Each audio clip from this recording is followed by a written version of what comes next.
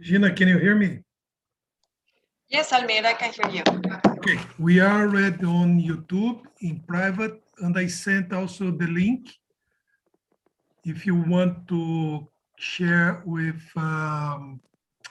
Francis or anybody else. Gina, can you hear me? Yes, Almir, I can hear you. We are already on YouTube in private, and I sent also the link if you want.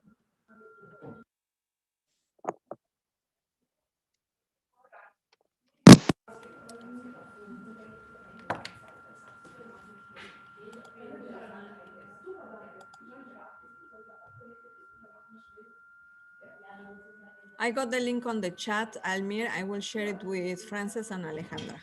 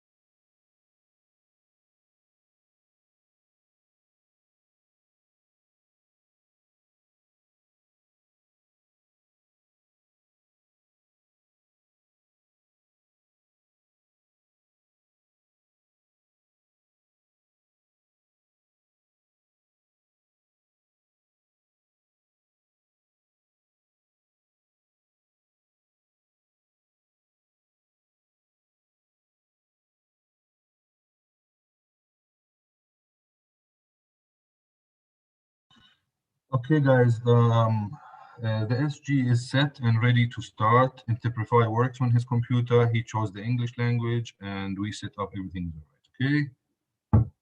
Great. Super, Baja. Thank you. I'm not.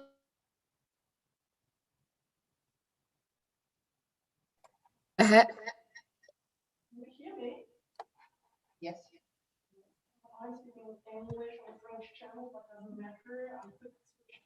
You don't have to accept me.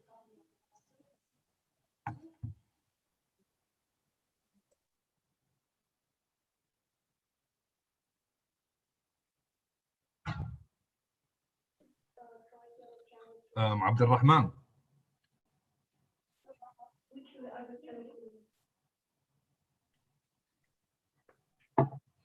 عبد الرحمن سامعني؟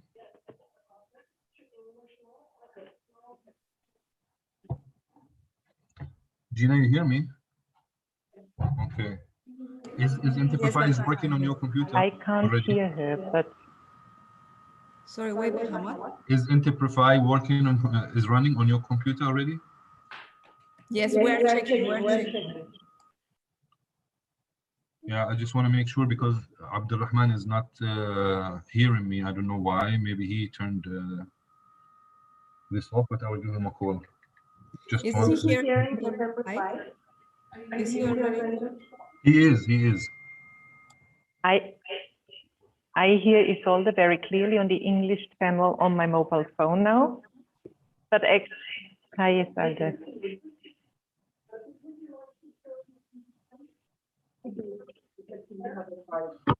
So I don't get it now. Are switching you across guys to listening French. to the Interprefy or to the Announcement. interpreters, or you're directly listening to me? Corina, you can hear me? No, I don't think so. I think everybody's listening to the Interprefy.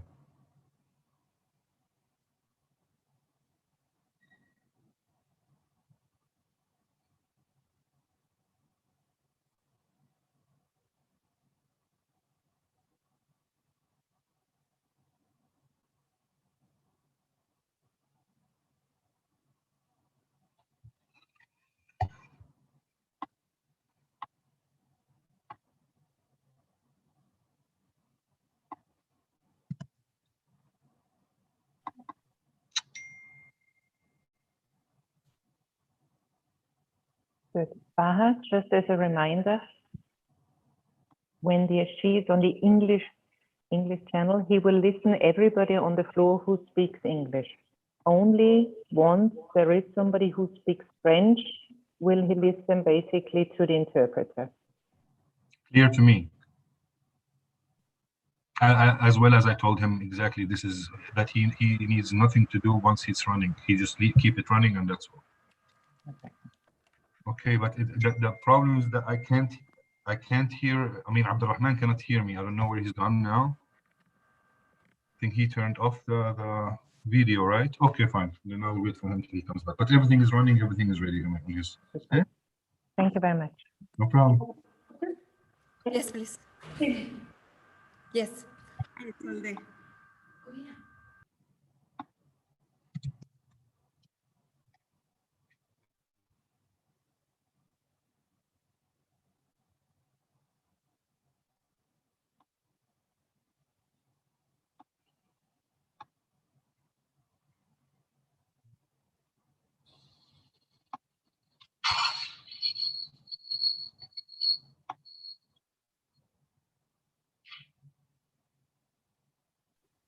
Hi all, good to see you. I just wanted to let you know that whatever. I don't know. Can you hear me? Yes. Because we can't hear you. I can hear her. You can hear her. Yes. Okay. So maybe it's you, Baha, that you cannot hear. I don't know. I just turned on also the Interprefy and I chose English, but I can't hear you guys. I mean, so you're on Why Zoom. should it be this way? I guess everybody has the correct setup but me or something. Did you chose the language? I also wanted to let you know that everyone who's setting up Interprefy now can hear whatever is going on. So could hear your conversations of the last 10 minutes because I had logged on an hour ago. Okay, good to know. Thank you very much. And we're already live on YouTube.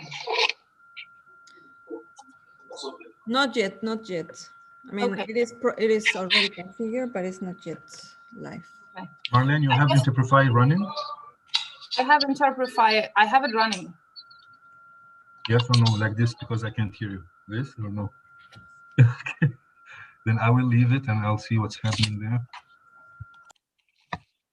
Hi again.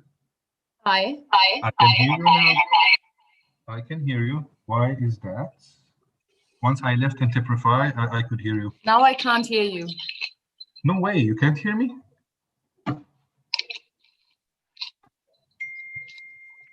And you were not muted. I'm not muted, no. I still can't hear you, but I assume you hear me. Yeah. Yes?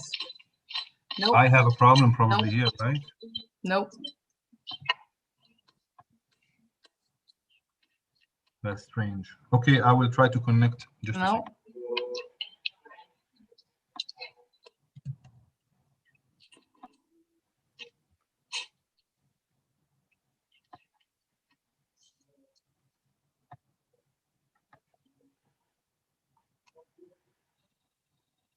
Can you hear me? Nope. No? But I'm getting really good at being able to read lips. I can't hear you. Once I turn on, oh Hi, my God, Corina. that's bad. No, no. I can hear both of you. I also can't hear Corina. Why is that? Let me choose. Hold on. If I choose the source and Interprefy, then I hear myself. So try That's that again. Now something changed. Can you hear me now? Maybe Gina switched off the Interprefy.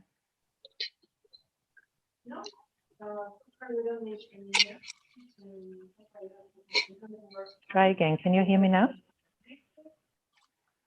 Anybody? I see someone making noises at least. I hear someone making noises.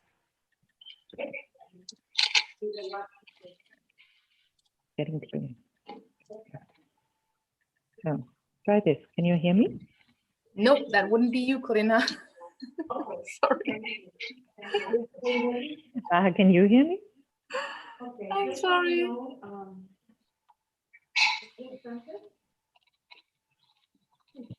Right.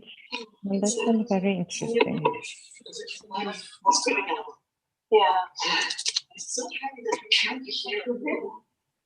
Okay, I can You hear guys can't hear interpreters me? who speak in English now. You know, the last time I was interpreting, the neighbor knocked directly off me, but on the other side of the red van was beginning to run away. So I'm not sure if the interpreters are hearing what I'm saying, because it doesn't sound like they hear what I'm saying. Because they're having private conversations. Yeah, once it happened to me, but it wasn't, I wasn't interpreting, but I was interpreting the next day at the boiler, which is in, I have like a cabinet, and I have my office there on the hall. And the only thing we can do is disconnect Suddenly ourselves. the boiler is there, but I turned on the heating, but then the boiler was transmitting music. So I had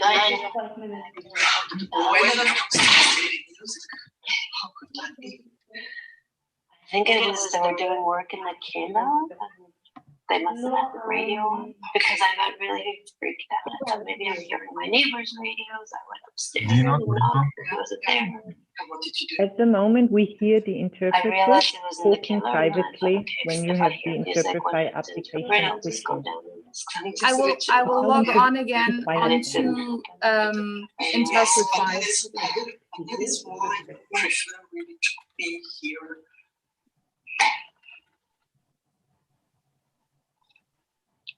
Okay. Did we not get it? Okay, nobody can hear me? I Okay, can now hear it you. has stopped. Strange. I need to make the beginning, the introduction.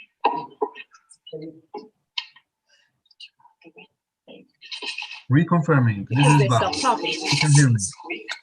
Okay. I can hear you. Would you just bear with me? Can I just a do second, anything to because help once you? turn I don't know. It doesn't work. No, then I'll just log out and come back, okay?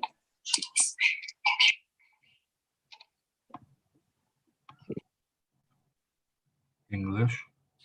Okay. Right. Corina, Yes. but I can't hear you. You can't hear me? Yeah, this is the problem that I have. I don't know why. I can't hear you at all because, okay, I'll choose source. Okay. Now Right. now I can hear you, but okay, that's why. Maybe when I choose English, I can't hear anyone because they didn't start the interpretation. That's why, probably, right? Well, but with English, actually, you should hear the source as long as it is English. Yeah, this is the problem. I will choose now English again. Just a second. Okay. But now they also disabled the Interprefy, maybe Yeah. for the time being, because we heard Oh. everything. Now I still hear you now. You hear hear me? me? Yes, I can hear you, but I Okay. believe I hear you on Zoom. I'm not quite sure, of course.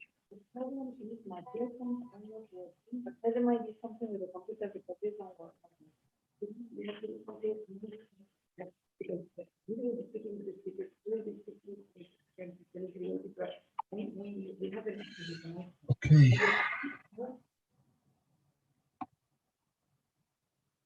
Just give me a check. For me, most importantly at this moment is Sorry, come again?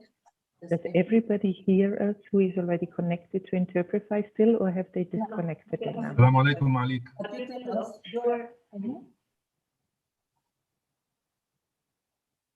Good afternoon, Your Excellency. Assalamu alaikum. I don't think he can hear us, right? I think he can hear us, but he's muted. His Excellency is muted. Yeah, I didn't see any reaction. Let's see.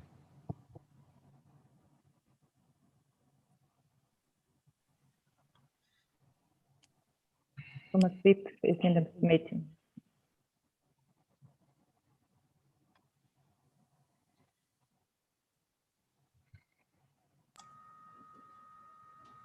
Good afternoon, Dr. Beef.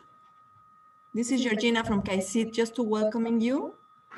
Frances, our program manager, will be here in a few moments. Thank you very much. Thank you. Your sound and video are fine so far. Thank you. Look, I'm trying to use my earphones or my this, and none of them work. Can you just check what might be going on? The voice comes here, not from here. You see? Yes. And I'm trying as well with my Bluetooth earphones, but it doesn't work. I'm muted. She is. And I can.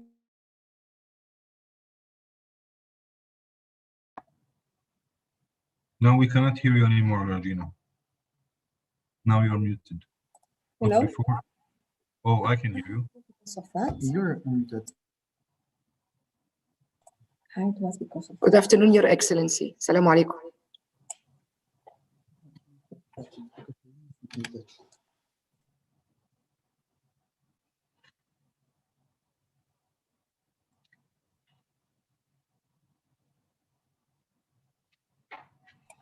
Test, test. Gina, can you hear me? I can hear you, Shireen. Do you hear an echo? No. It's Gina's computer.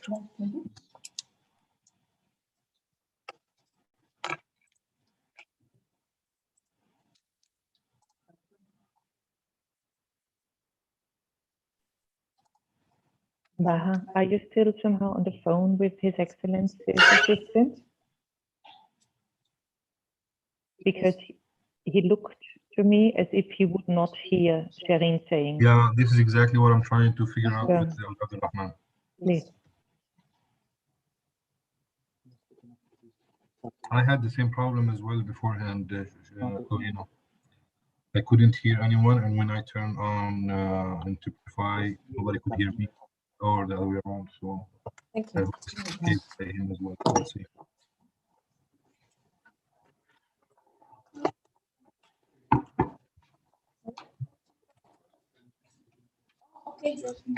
Please, thank you. Gina.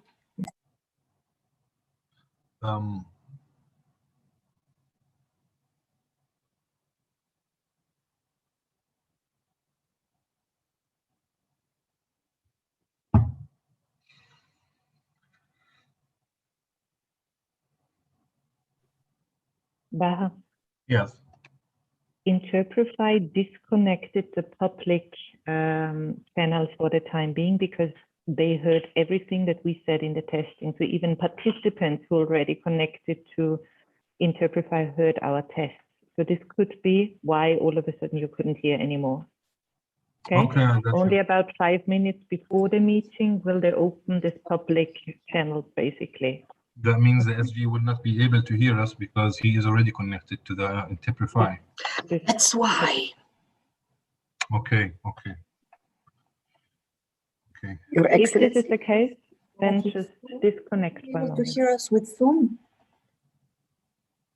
Your Excellency, Malik. No, I don't guess. I guess he doesn't hear us. No. Should I ask Abdulrahman to disconnect from Interprefy for the meanwhile? He should be able to hear us on Zoom, ya Baha. Yeah, that's the thing. He's speaking. Because I am.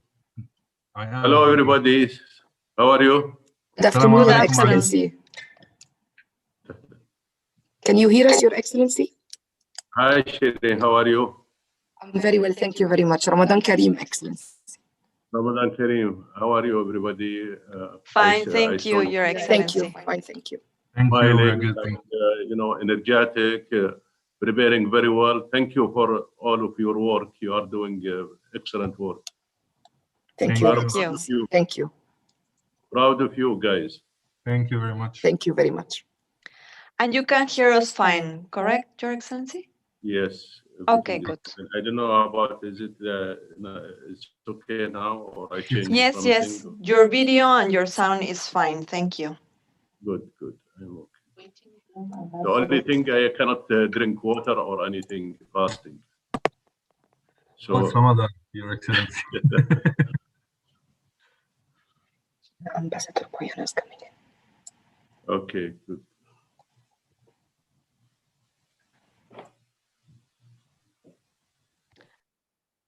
Good afternoon, Ambassador Puyana.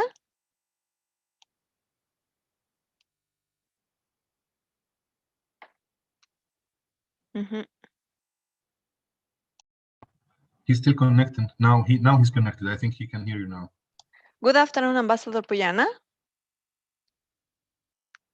Can you hear us?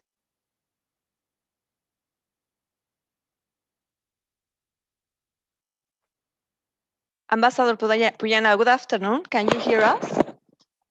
You are muted. Now I can hear you. Yes, good. Thank you. Now we can see you and hear you well. Perfect. Thank you. I will stay Welcome. with you in 2 minutes. Sorry? I will stay with you in 2 minutes. That's fine. Thank you. We still have time to get started. Yes. Okay. Thank you. We'll be here. Okay, thank you very much. Thank you. Además estaba comiendo. ¿Qué querías?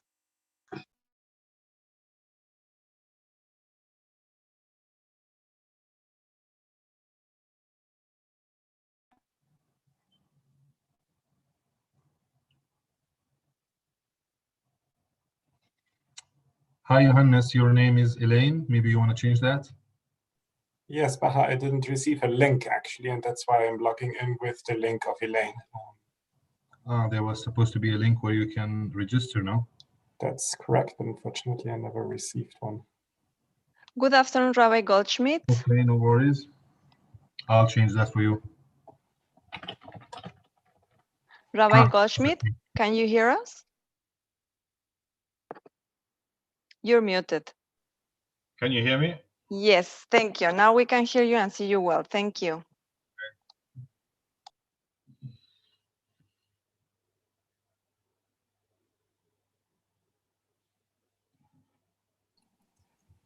Good afternoon, Rabbi Goldschmidt. It's good to see you. You don't have to, of course, remain online if you don't wish the entire time. You can also blank your screen and continue for the next 15 minutes in peace if you wish.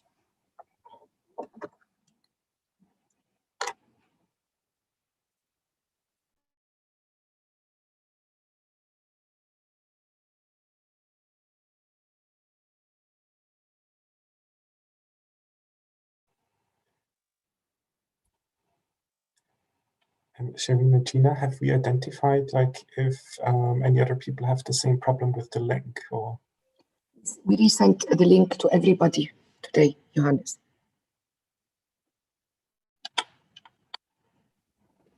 Good afternoon, Elisabetta. Nice to see you.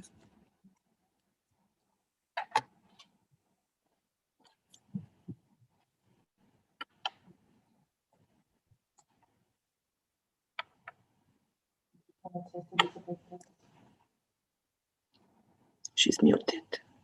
Maybe test whether we can hear you, Elisabetta. Hello? Yes. Good afternoon, Dr. Kitanovic. Just checking your sound and video. Everything looks fine so far. Thanks, Georgina. Thank you.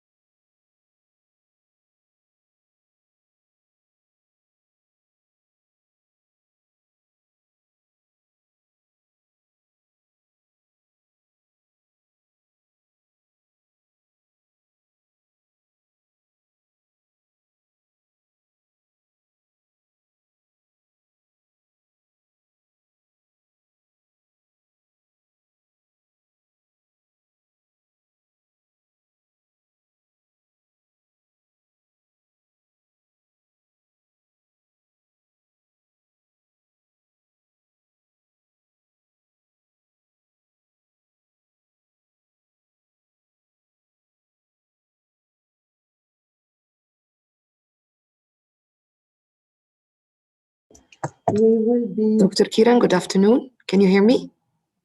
Good afternoon, certainly can. How are you? Very well. Thank you very much for being with us today. Could you please raise your volume a little bit? Yes. Can we try again, please? How's this? A little bit more, if I may ask. A little bit louder. Okay. Yeah, how's that? A little more, if possible, please. Is that better? We cannot hear you clearly, I'm afraid. I've set it to maximum. If you would like I'm to sorry. keep it this far from you, do you have a headset? Try something else. We really cannot hear you very well. That's the problem.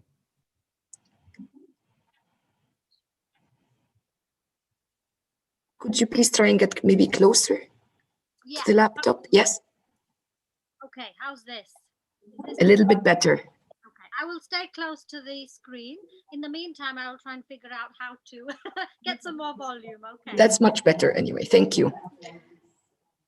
Rabbi Hofmeister, Grüß Gott. Yeah. Good afternoon. Good afternoon. Good afternoon. I can hear you clearly and see you clearly. Thank you very much.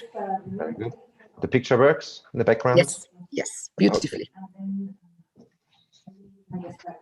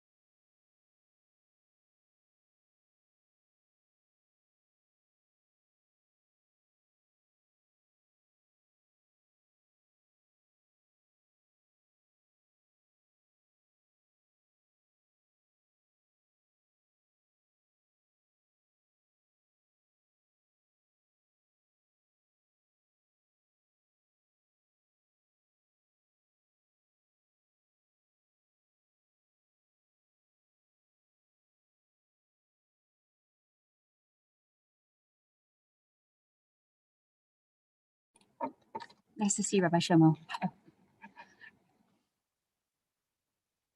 I think you're muted at the moment. Now you should hear me?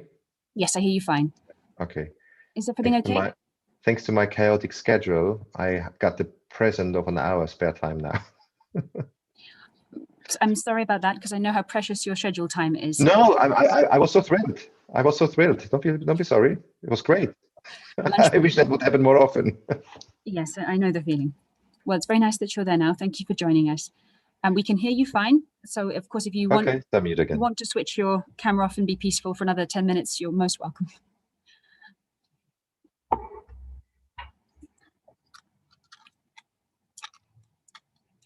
Good afternoon, Dr. Bali. Nice to see you.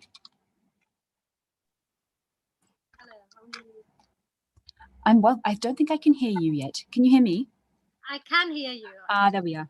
Playing with my backgrounds, trying to get this sorted out as well at the same time.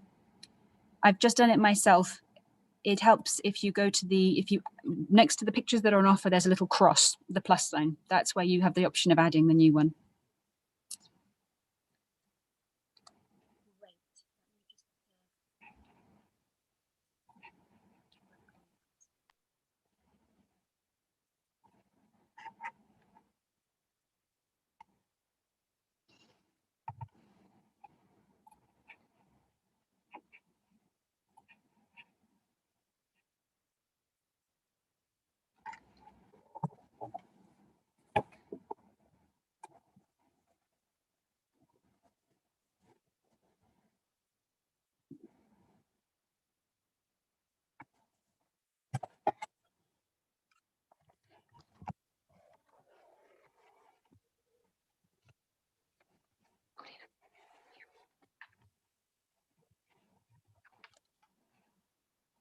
Dr. Manosha, good afternoon. Welcome. Sorry, I'm joining a bit late. Can you see me and hear me okay? Don't worry, you are very welcome. Yes, we can hear you and see you fine. Thank you.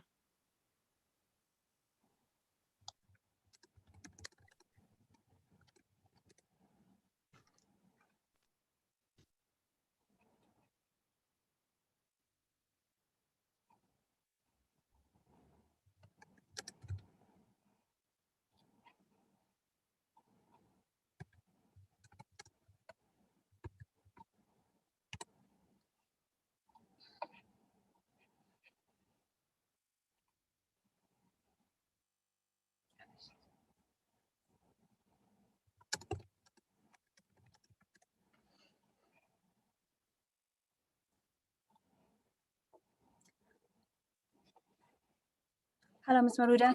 Can you hear us okay? Yes, I'm trying to see how to change the background. I'm not so sure. I have done it. It's not my best area of expertise, but if you've saved it in your folders, Yes. and you then click on the small arrow next to the video sign on Zoom, you can then choose a virtual background. Okay, I found and it. It will not be there, but if you press the little plus sign on the right, you can then browse and find it. Okay, perfect. Thank you. Miss Bali, we cannot hear you, although you are unmuted. I'm getting the message. Your device requires a green screen. No, it's okay. That's not necessary. Only if it would be like very blurred. But you can try, and if we can see it fine, then we will let you know. You can. Is this working? Yeah.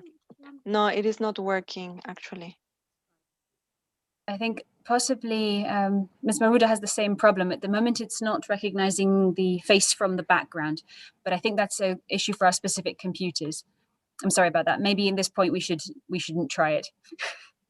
It's slightly uncanny when it doesn't work.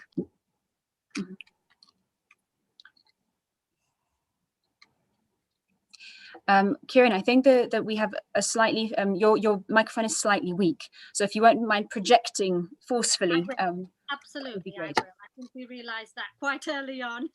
Yeah. Thank you. I think we are all now nearly here except for Suad, who will be joining us a little bit later on, just before the panel, because she has to finish school first. I think I made it. Is it okay? Yes, now it is. Okay, good, perfect. Magic. You have to press something that says something about a green screen. You have to not to have this ticked or something like that. Well, it looks very nice. Thank you for putting it on. But of course, it is not not vital, so we don't. No worries.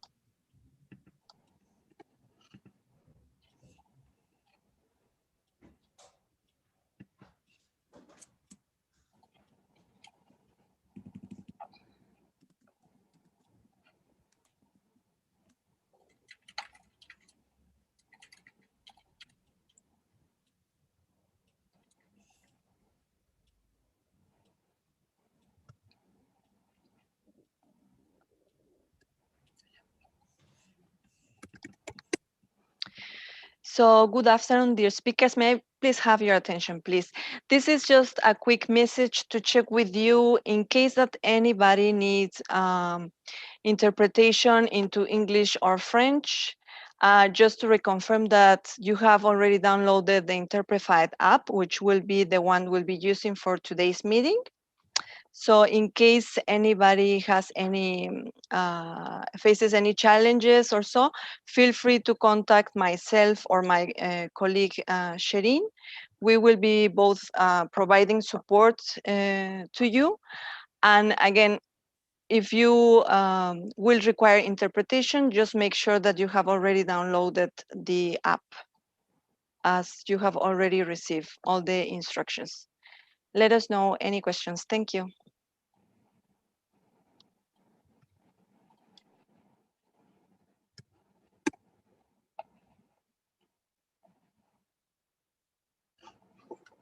Um,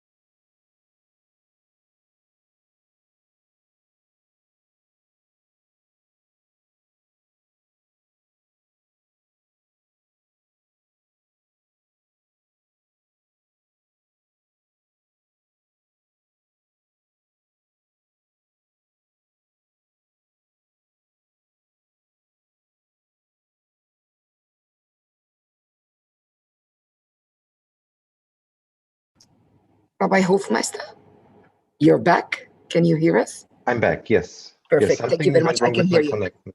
Thank you. I saw hope that. That's why I'm checking with you. Thank you. I hope I'm staying on. I hope so too. Don't worry, I think everyone in Vienna knows how the internet comes Hello, and goes. Rabbi. Oh, good afternoon, Rabbi. Good afternoon, Secretary General. How are you? How are you? You in Vienna? No, I am in Riyadh. Very good. Everyone's healthy? Everyone is well in the family? Yeah, everything is good, except not easy to travel. Yeah. Yeah. So how is life in Vienna now? In the middle of a lockdown, very severe lockdown, and we're all hoping that it will turn to the good. Inshallah. Yeah. Nayana?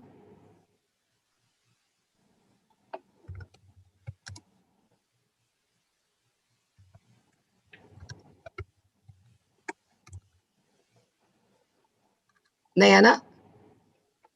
She's still connecting.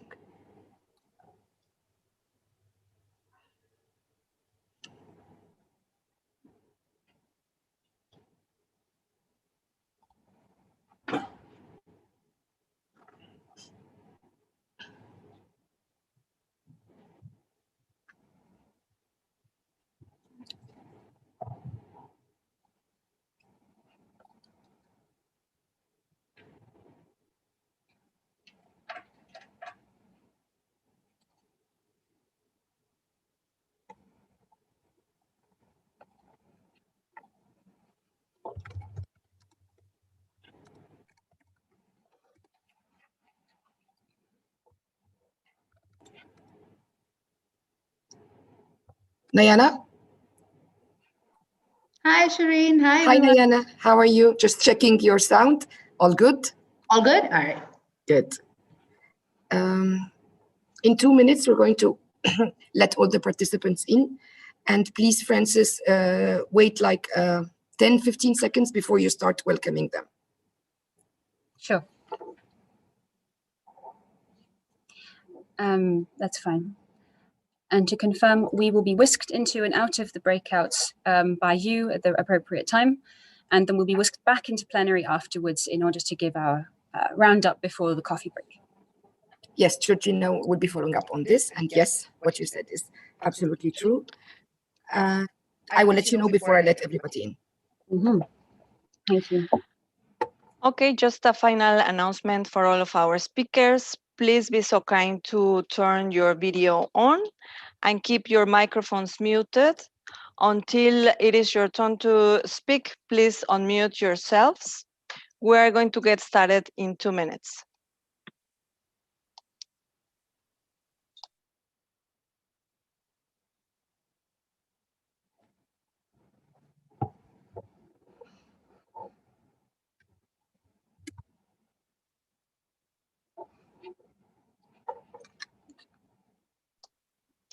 Good afternoon, Ms. Coppola.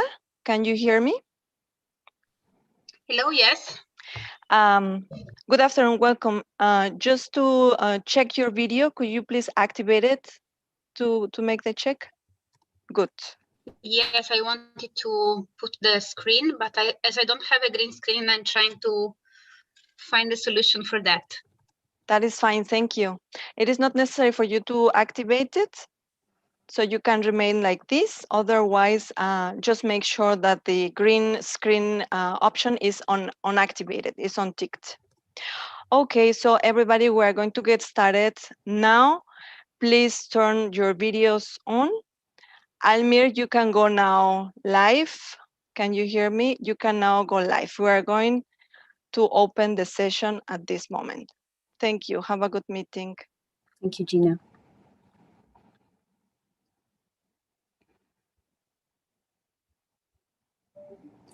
Francis, I'm going to admit the participants now. Please wait a couple of seconds before you start greeting them. Sure, thank you.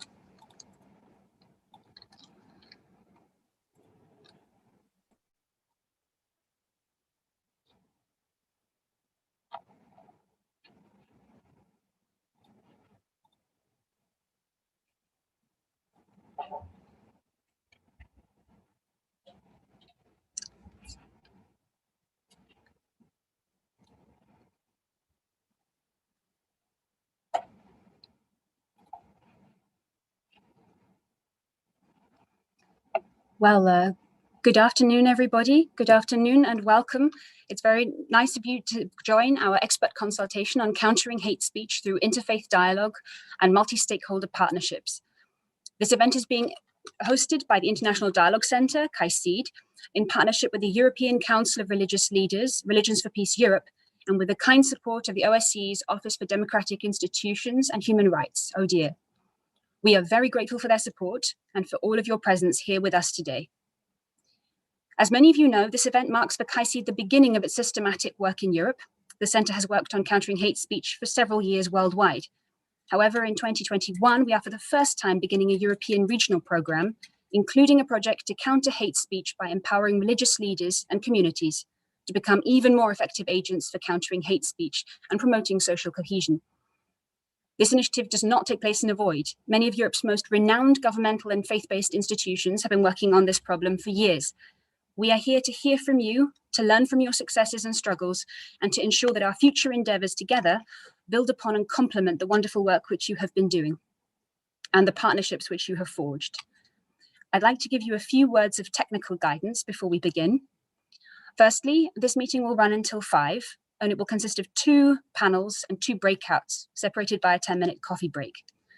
We hope to give as many people as possible the chance to express themselves interactively, so please also make active use of the chat. But I'd ask you to keep your microphones off during the plenary sessions. Please note that the meeting is being recorded and plenary sessions will be live streamed.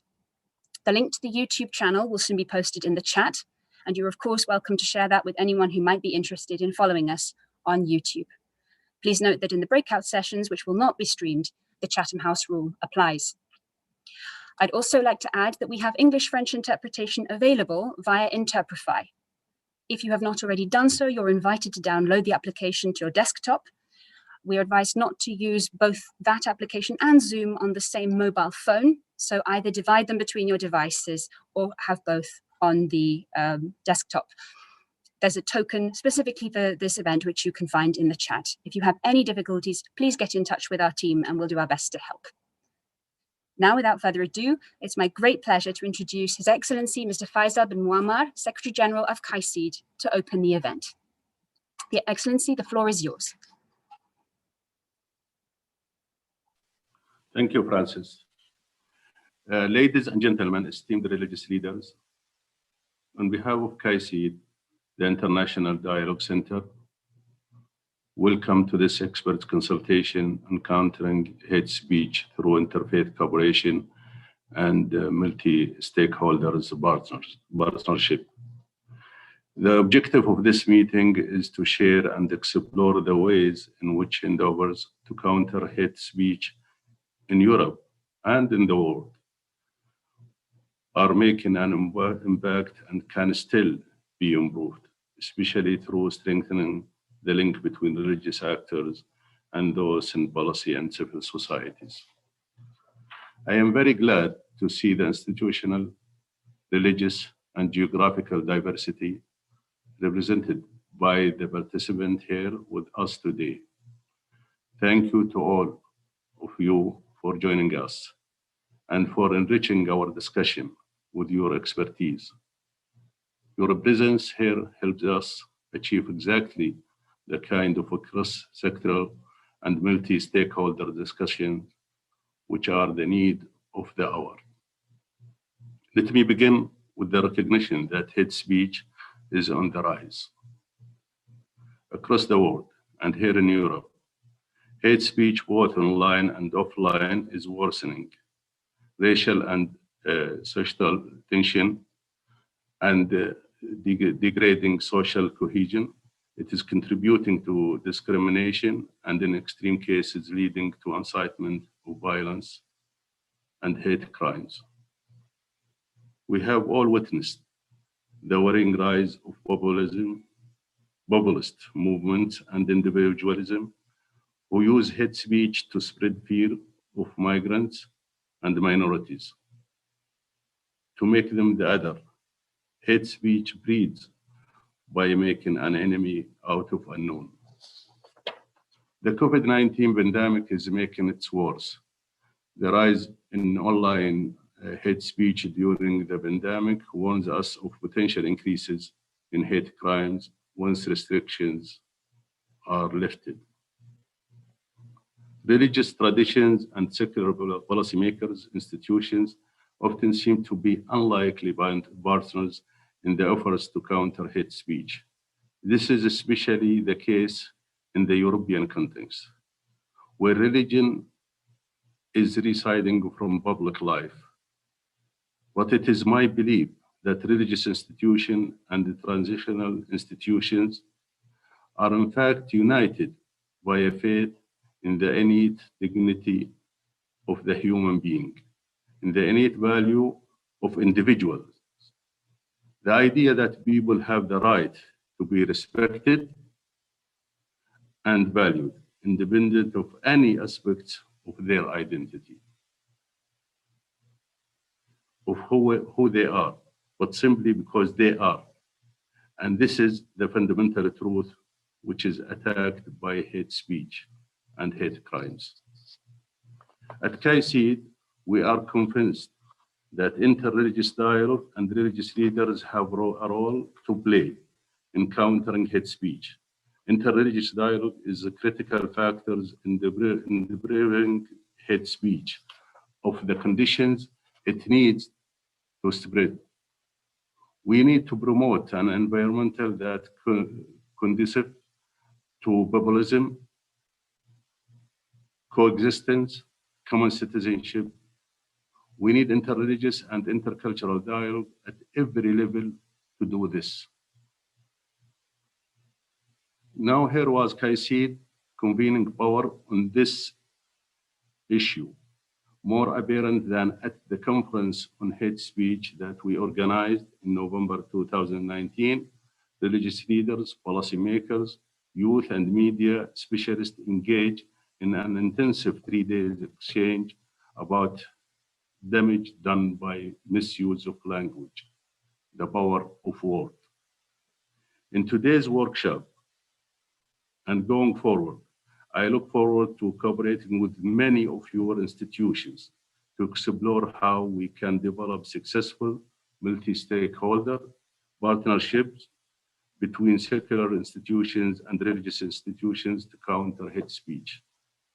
How can we empower religious leaders and support policymakers in this effort? How can we support the victims of hate speech and prevent further escalation in the aftermath? How can we protect the right of religious minorities? How can we foster faith communities to advocate for their own rights and those of others? I am honored to present to you our next speaker, who has engaged deeply with these issues and who has agreed to support KAICEED with its work on this issue. Reverend Dr. Thomas Webb is the President of the European Council of Religious Leaders Council. I should like to extend my special gratitude to European Council for Religious Leaders, Religions for Peace Europe, which has agreed to work with KAICEED on its project to empower religious leaders to play an even more definitive role in countering hate speech, as well as the OSCE Office for Democratic Institutions and Human Rights, which has generously offered its support to this event. I would like to, in your behalf, to welcome Dr. Webb. Please join us. Thank you very much for joining us, and I know your busy time. Grateful to your support and grateful to the support of Religious Council. And I would like to thank all the participants here with us today. So the microphone is yours. Go ahead, please. Thank you, Your Excellency, and many thanks to the KAICEED Europe Region Board for inviting to this expert consultation and for starting the social cohesion initiative. And I want to congratulate KAICEED to build a Europe Region Board. I think this is really important.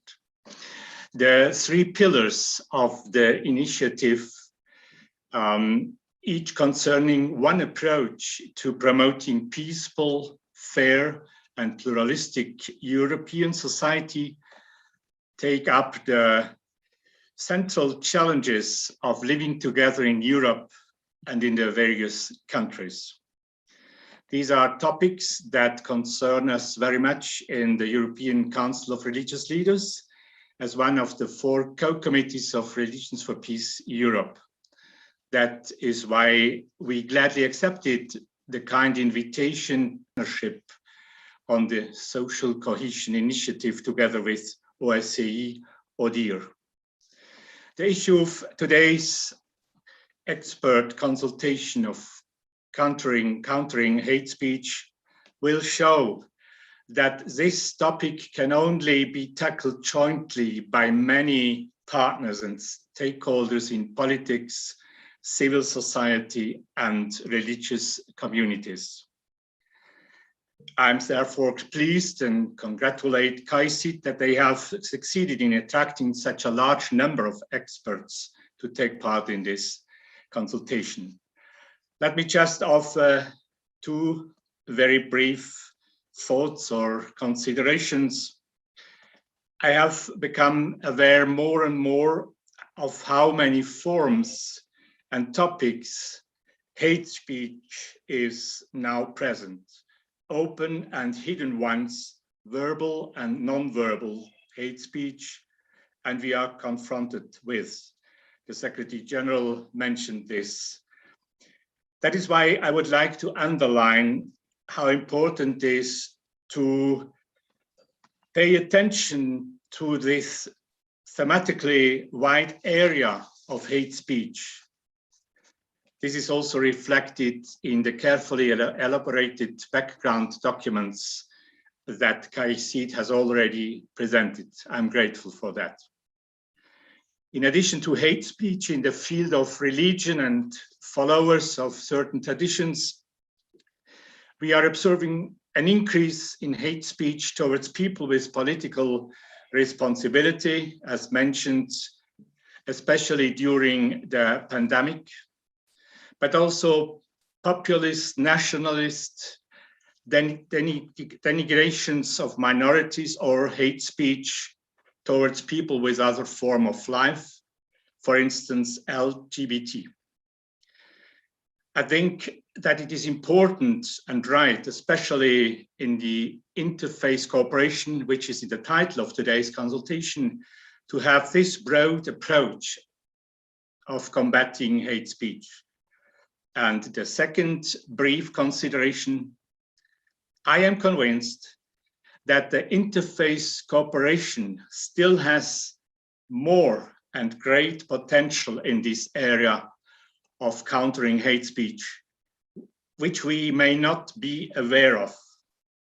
Interfaith cooperation, in cooperation with multi-stakeholder partnership, could also achieve a lot more publicly if we would do it together, mutually supportive for all people, whether religious or not. I'm now looking forward to many inspiring and encouraging contributions in our discussions. Thank you. Thank you very much, Dr. Vip, for your insights and for outlining the priorities of the ECRL. I hope that we will definitely go into those areas which you have outlined. It's now my pleasure to invite our moderator for the first panel to open it. I'd like to greet Dr. Elisabetta Kitanovic, Executive Secretary for Human Rights at the Conference of European Churches, along with her speakers. Thank you, Franz. I beg your pardon. I'm so sorry, Elisabetta. I have called you out of line. I apologize. We have other questions first. Sorry. Our next speaker is actually Rabbi Goldschmidt, Rabbi Goldschmidt, President of the Council of European Rabbis. Rabbi Goldschmidt, may I invite you to take the floor? And apologies for trying to dismiss you with a panel. You almost succeeded. Thank you, Francis. I would like to thank, first of all, my friend, His Eminence Faisal bin Muammar, the Secretary General of CAICIT, for this initiative, which is a wonderful initiative. and also the OSCE and ECRL for joining this initiative to speak about hate speech.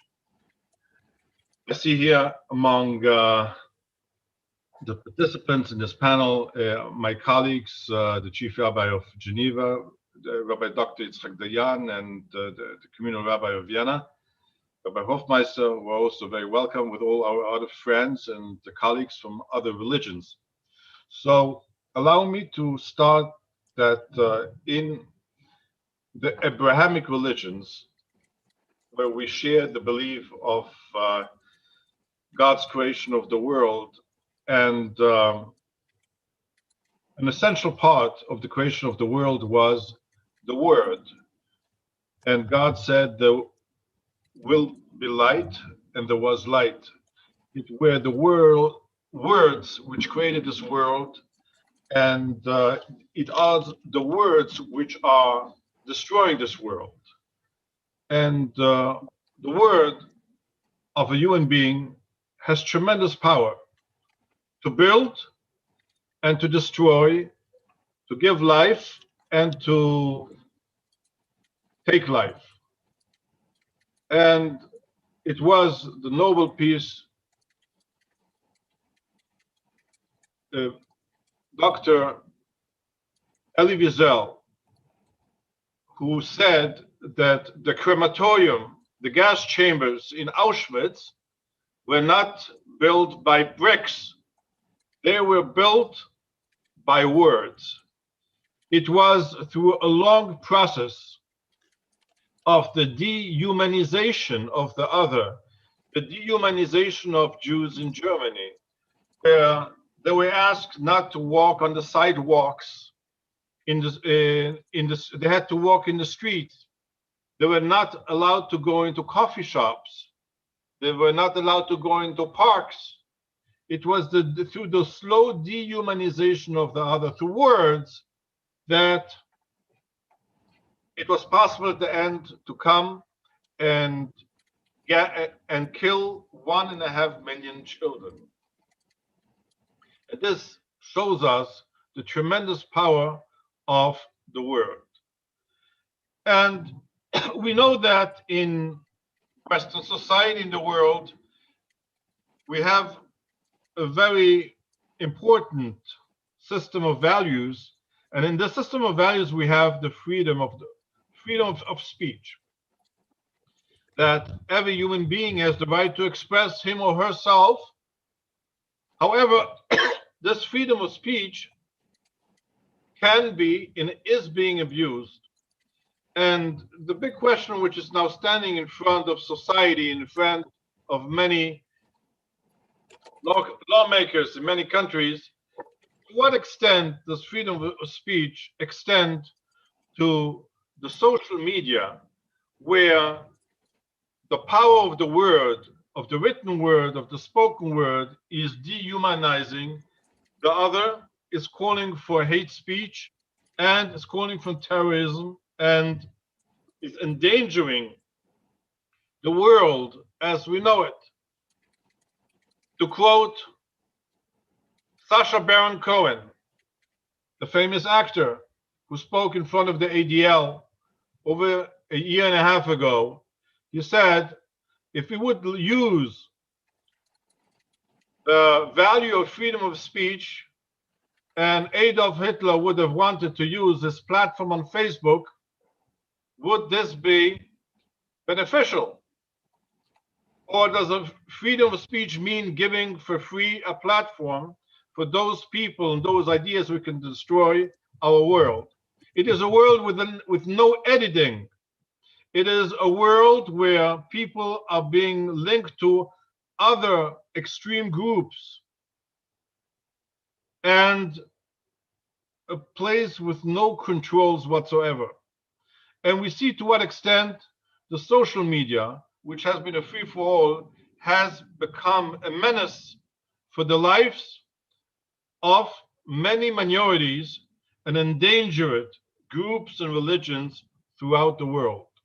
We don't have to forget that the two most outrageous terrorist acts against houses of religious worship, one against a mosque in Christchurch in New Zealand, and also against a synagogue in Pittsburgh, were streamed online and were used online by social media. Further than that, we have also the problem is that religious material, religious books, such as the Bible or the Quran or others, are being manipulated by those who want to create a world of terrorism by using words said by prophets and holy people hundreds and thousands of years ago, and use them to manipulate young people and get them to kill others and kill themselves. We, in the Conference of European Rabbis, after the terrific and terrible attacks, Charlie Hebdo in Paris, we came out with a manifesto against religious extremism. And what we suggested is that in every religious congregation, there should be one from within the faith, from inside the faith, who will make sure that religious books and religious texts will not be manipulated in a way which can make young people do atrocious acts and endanger themselves and society. And therefore, the whole idea of CAICID, together with the OSCE and ACRL, to call on religious leaders and leaders of society to work together, to ban hate speech, to fight hate speech, is a very beneficial idea. And we have to work together because the problem exists everywhere. We have today a radicalization of general society, radicalization of politics. We have the mounting populism among political leaders, and this promotes hate speech. So my dear friends and colleagues, I would like to thank you all for inviting me to say a few words.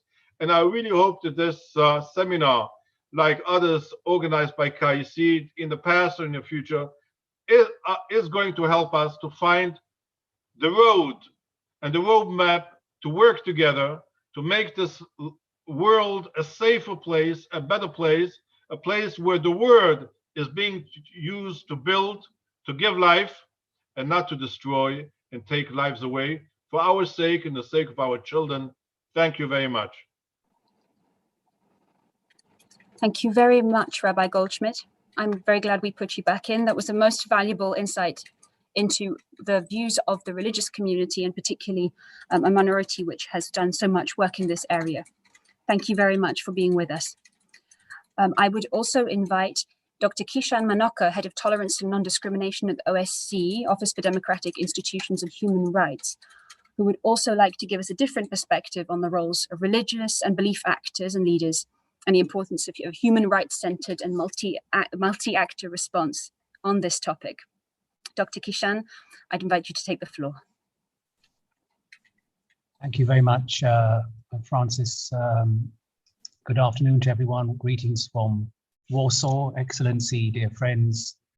I hope you can all see me and hear me. The OSCE Office for Democratic Institutions and Human Rights, or ODIHR, has been given a mandate by the participating states of the OSCE to assist them to foster climates of mutual respect, understanding, and cooperation, grounded in full respect for everyone's fundamental rights and freedoms without distinction. This is integral to the work of ensuring broad-based, sustainable, peaceful coexistence and security in the vast OSCE region. Given the gravity and urgency of the threat posed by hate speech and intolerant discourse to social peace and stability in Europe, ODIHR is therefore very pleased to support this timely and important initiative of the CAICID Dialogue Center on social cohesion in Europe, and in particular to open a space for discussion with religious and belief actors, including religious leaders, on addressing and countering hate speech and discrimination through interfaith cooperation and multi-stakeholder partnerships. I would like to use this opportunity to really make 5 overarching points in light of ODIHR's ongoing experience of addressing all forms of intolerance, discrimination, and hate, and to advance human rights for all in the OSCE region. The first point is to say that what we refer to these days as hate speech is a problem both of long-standing and recent intensification in Europe. Over the decades, its targets have been many and varied. Jews, Muslims, Christians of various denominations, Roma and Sinti, women, migrants, refugees, LGBTQI individuals, persons of color, and persons with disabilities. These are among those who in various contexts have been stigmatized, denigrated, demonized, and against whom discrimination, hostility, or violence has been and continues to be incited. And as we have heard, the current COVID-19 pandemic has exacerbated this situation. What we are finding, sadly, regrettably, and disturbingly, is that hate mongers, including organized hate groups as well as individuals, have exploited the conditions created by the pandemic to spread hatred. Through the digital space, they are also able to reach more people than ever before. Harmful stereotypes and tropes are chronically reinforced also by the mainstream media, by powerful politicians, and, dare I say it, some religious leaders, as well as influencers of popular culture and academic discourse. So hate speech and intolerant discourse have now become part of the mainstream discourse. And so any efforts to address these phenomena must reckon with this fact. So those engaged in efforts to address and counter hate speech need to be sensitized to the various forms it takes, the various spaces in which it is expressed, the various individuals, groups who perpetrate it, the identity of those that hate speech affects, and the nature and extent of its impact on them, among other things. The second point I wish to make is that hate speech is, as we know, a symptom of something more profound, namely intolerance, prejudice, and bigotry, and its pernicious effects go beyond its victims, because it represents an attack on the values that all of society holds dear, such as tolerance, inclusivity, and equality. So a comprehensive response, whether in terms of measures to be taken or actors to be engaged, is required. Legal responses such as restrictions on freedom of expression alone are far from sufficient to bring about real changes in mindset, perceptions, and discourse. The larger picture of hostility, of hate towards any kind of diversity or difference, religious or otherwise, demonstrates that we must solve this crisis more holistically. So only through a multifaceted, multidimensional, and multi-stakeholder response will we be able to address the manifold repercussions of hate speech. And we should never assume that any one group or any one community is going to be able to carry the burden of protection, nor can any one NGO do so. So we need to build, operationalize, and sustain partnerships, networks, and coalitions among relevant stakeholders. Indeed, I would say we have reached a moment where collaboration is essential. The civic space is being eroded every day, the world over, including in the OSCE region. So in order to uphold and strengthen this shrinking civic space, communities, groups, organizations, educators, local authorities, to name but some of the key actors to be engaged in efforts to address and counter hate speech, must find ways to work together across it. The third point is that it concerns the crucial role of religious and belief actors, including religious leaders. And this role should be considered within this holistic, comprehensive response framework.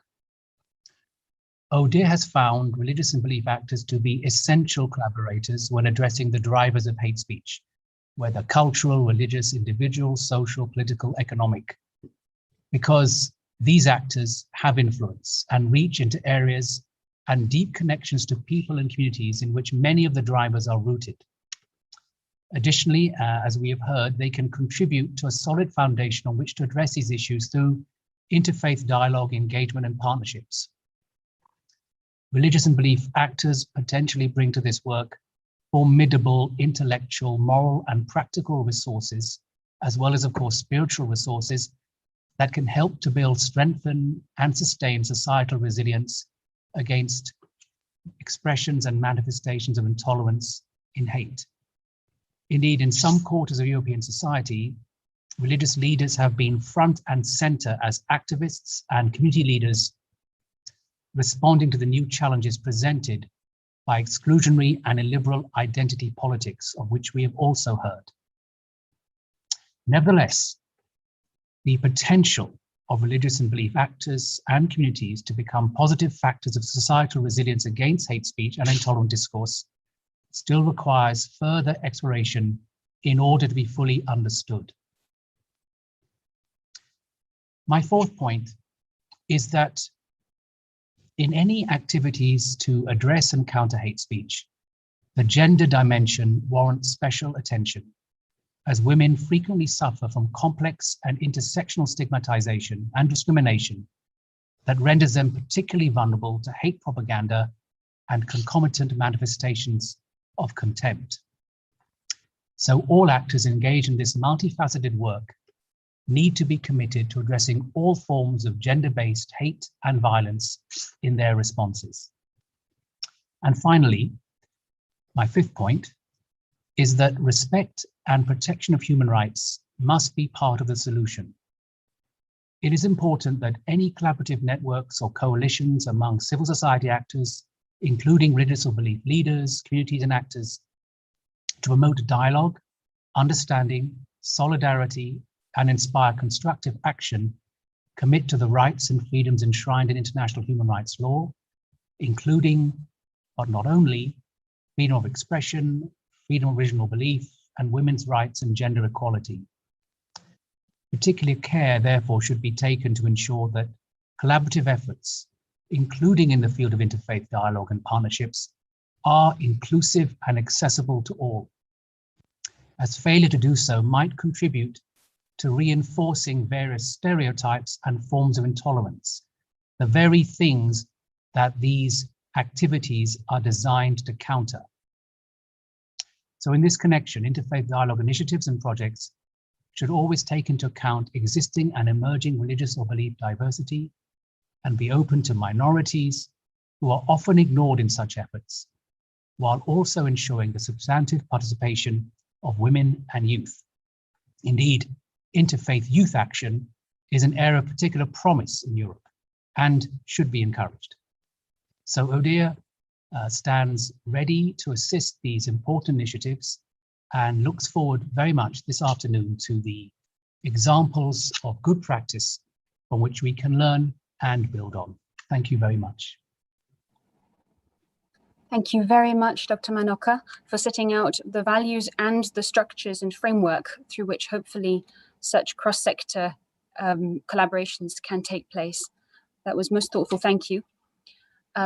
Having heard our keynotes, we will now move into the first panel, where we'll continue to hear from a variety of different disciplines and people concerning how hate speech came to be a priority for them and the approaches which they are taking to deal with it. It's a pleasure, once again, to welcome Dr. Elizabeta Tkitanovic, Executive Secretary for Human Rights at the Conference of European Churches. Elizabeta. Thank you, Francis. Welcome to all of you in the panel discussion current initiatives to prevent hate speech in Europe. And we have the panel of distinguished speakers who are going to talk about this issue, each of them 5 minutes. But let's see a little bit what are the reasons for starting these discussions about the initiatives. So we could see that European actors are showing an increased interest in hate speech, identifying it both as harbinger and exhibitor of great social problems, loss of trust, discrimination, and sometimes violence, and recognizing that stopping it may be crucial to halting social compartmentalization and intolerance, which has spiked in recent years. Their efforts include campaigns to raise awareness, build capacity, and bring about policies and laws that address the issue while protecting fundamental freedoms. With religious minority communities strongly affected by hate speech, what we heard previously, cross-sector collaboration can be a challenging but important approach. So in this panel discussion, we are going to inquire current developments to curb hate speech in different contexts across Europe. So our distinguished speakers will have the opportunity to underline why hate speech is increasingly singled out as a target for intervention, then how current events have affected it, and what methods, programs are using to tackle and prevent it. So in this panel, we are going to listen the contributions from the ground and how various organizations are dealing with these issues from the grassroots perspectives. So first on this list is Dr. Kiran Bali, Chair of the United Religions Initiative's Global Council of Trustees, and she will tell us how this organization is dealing with combating hate speech. Dr. Kiran, the floor is yours. Well, greetings to you all, and thank you, Your Excellency, and all CAICEED colleagues for organising this very important and timely workshop. Let me just begin by saying that hate speech is an extreme form of intolerance which actually contributes to hate crime. And that is not just a criminal justice issue. All public-facing individuals, especially as within faith communities, we have a clear role in prevention and awareness raising, and that is so important. So how can we tackle this as people of faith, as people of interfaith organizations? How can we counter hate speech? We must continue to promote kind communication, love in our speech, built upon the values that we all subscribe to. From a faith perspective, all of our faiths are teaching us about tolerance, acceptance, kindness, compassion, non-violence. So indeed, hate speech goes against what we all stand for. And we must ask ourselves as faith communities, are we practicing as we preach? Visibly, we're seeing hate speech in social media in various channels, as has already been mentioned. But is it only hate speech if it's being heard and seen? We ask ourselves the question, could hate speech be masked as well? And we need to be clear that hate speech is not just out there somewhere on the internet, it's within communities too. And it's a priority for us because we must uphold the values that our faiths talk about.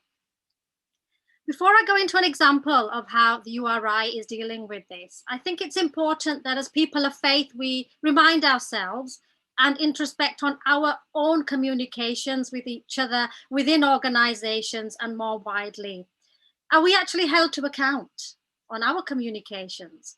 Is there a safe space to be able to discuss communications which are full of hate? And why we need to act is because hate speech is the existence of a culture of disrespect, which is growing more and more.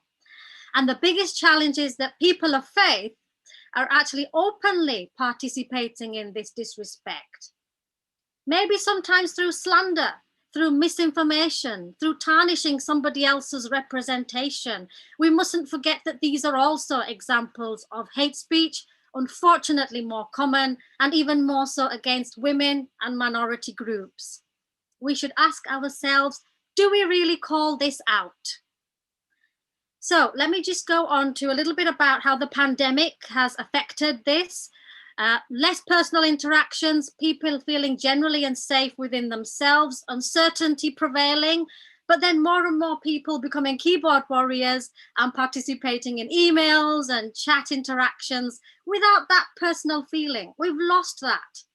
But then is it okay for those to make negative points, to make factually incorrect statements and attacking statements just because they're hidden behind a screen? We've got to look at the human aspects of this as well. So the URI is in 110 countries around the world. Grassroots interfaith communities working together to enhance understanding. And what we've been doing is working on how to model and practice right speech, kind speech, the speech of love, how to be kind to one's neighbors, how to stand up for others, and how to respond effectively in the event of hate speech, discrimination, and bullying. What we're doing is providing resource materials, offering information about hate speech, how to recognize hate speech, and then toolkits to help educate others about how we can deal with this. The ways we can respond in kind ways. We can share inspirational stories of those who have spoken up about hate speech and those who are speaking peace in powerful ways. It's so important that we illustrate the power of speech through our faith and spiritual perspectives. That is how we're countering hate speech.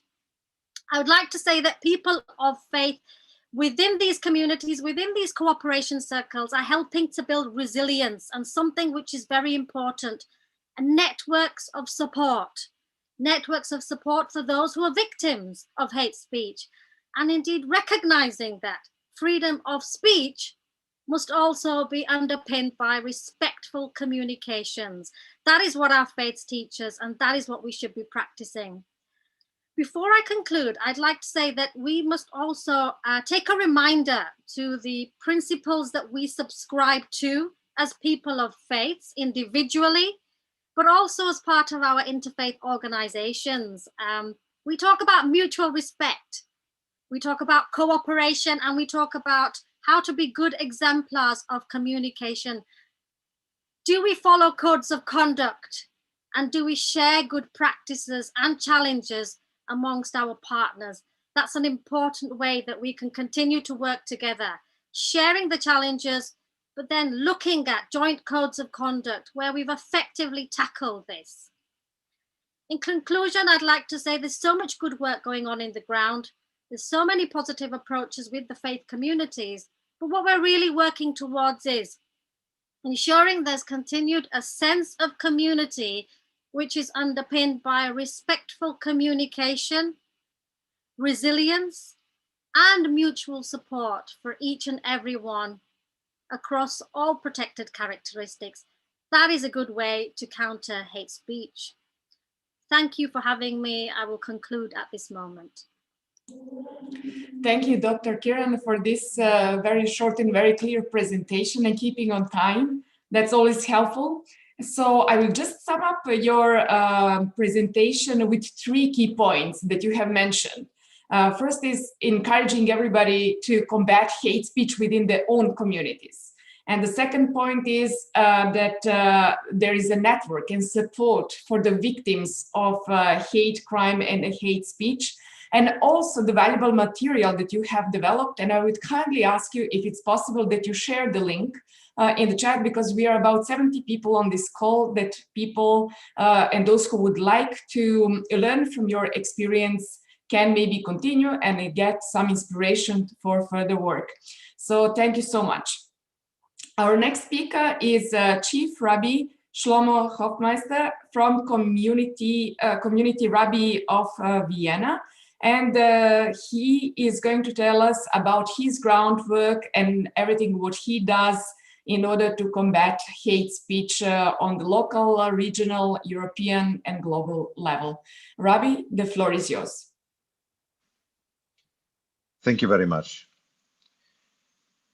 Dear colleagues and friends, to understand the problem of hate speech, and I'm sure we can all make that right connection, we have to find out and we have to see where it comes from. What's behind it? What's the motivation?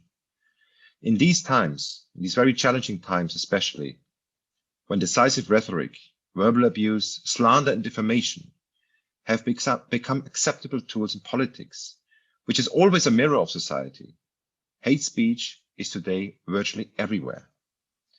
And far too often also leads to physical hate crime in consequence. No religion known to me tolerates or even advocates animosity, bigotry, hostility, or hate according to their own codes of ethics. Just as no religion encourages violence, no religion. And yet, always, without exception, politically motivated hate speech, sometimes disguised as theologically justified self-defense, sometimes blatant propaganda, has become a phenomenon which religions have become perceived as being the epitome of. Regretfully, not entirely unjustified so. All of us have experienced, witnessed, and suffered from religion being abused by politics, be it by politicians from outside or by political agenda from within. Being a compelling aspect of identity for people and even entire societies, religion is and has always been in history at the interest not only of those seeking truth, spirituality, and essential meaning in life beyond its transitory existence, but also of those seeking power, influence, and personal gain, be it on a personal or on a national level.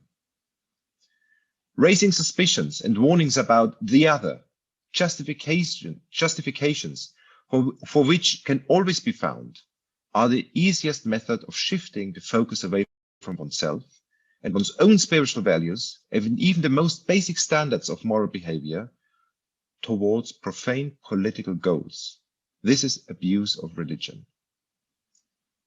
As such, defining oneself by contrasting the other is a disgraceful yet effective key to indoctrinate the many who are lacking the wisdom and knowledge they ought to have in order to truly understand, appreciate, and feel secure in their own religious identity. As one of the 19th century Hasidic masters has phrased it so wisely, if I am I because you are who you are, and you are you because I am who I am, then I'm not I and you are not you. But if I'm I because I am who I am, and you are you because you are who you are, then I can be I and you can be you, and we can talk to each other. Today, hate speech is everywhere. But even though it seems socially acceptable, we must not tolerate it whatsoever, and especially not in God's name. It is simply wrong. It's important, but not enough to formulate laws and legislation against hate speech. Words are merely the result of thoughts. As the 19th century author Charles Reed so famously phrased it, watch your thoughts, they become your words. Watch your words, they become your actions. As religious leaders, it is therefore our utmost responsibility to teach and to educate in practice our constituency, giving them the necessary tools, enabling them to recognize and to withstand such attempts already on the level of thought. It is simply not enough to restrain the tongue, focusing on the ethical values and principles which are at the heart of all religions, teachings, serving as role models ourselves, emphasizing and promoting at all times the utter importance of consequent and consistent manners and respectful behavior towards all of creation, including other peoples.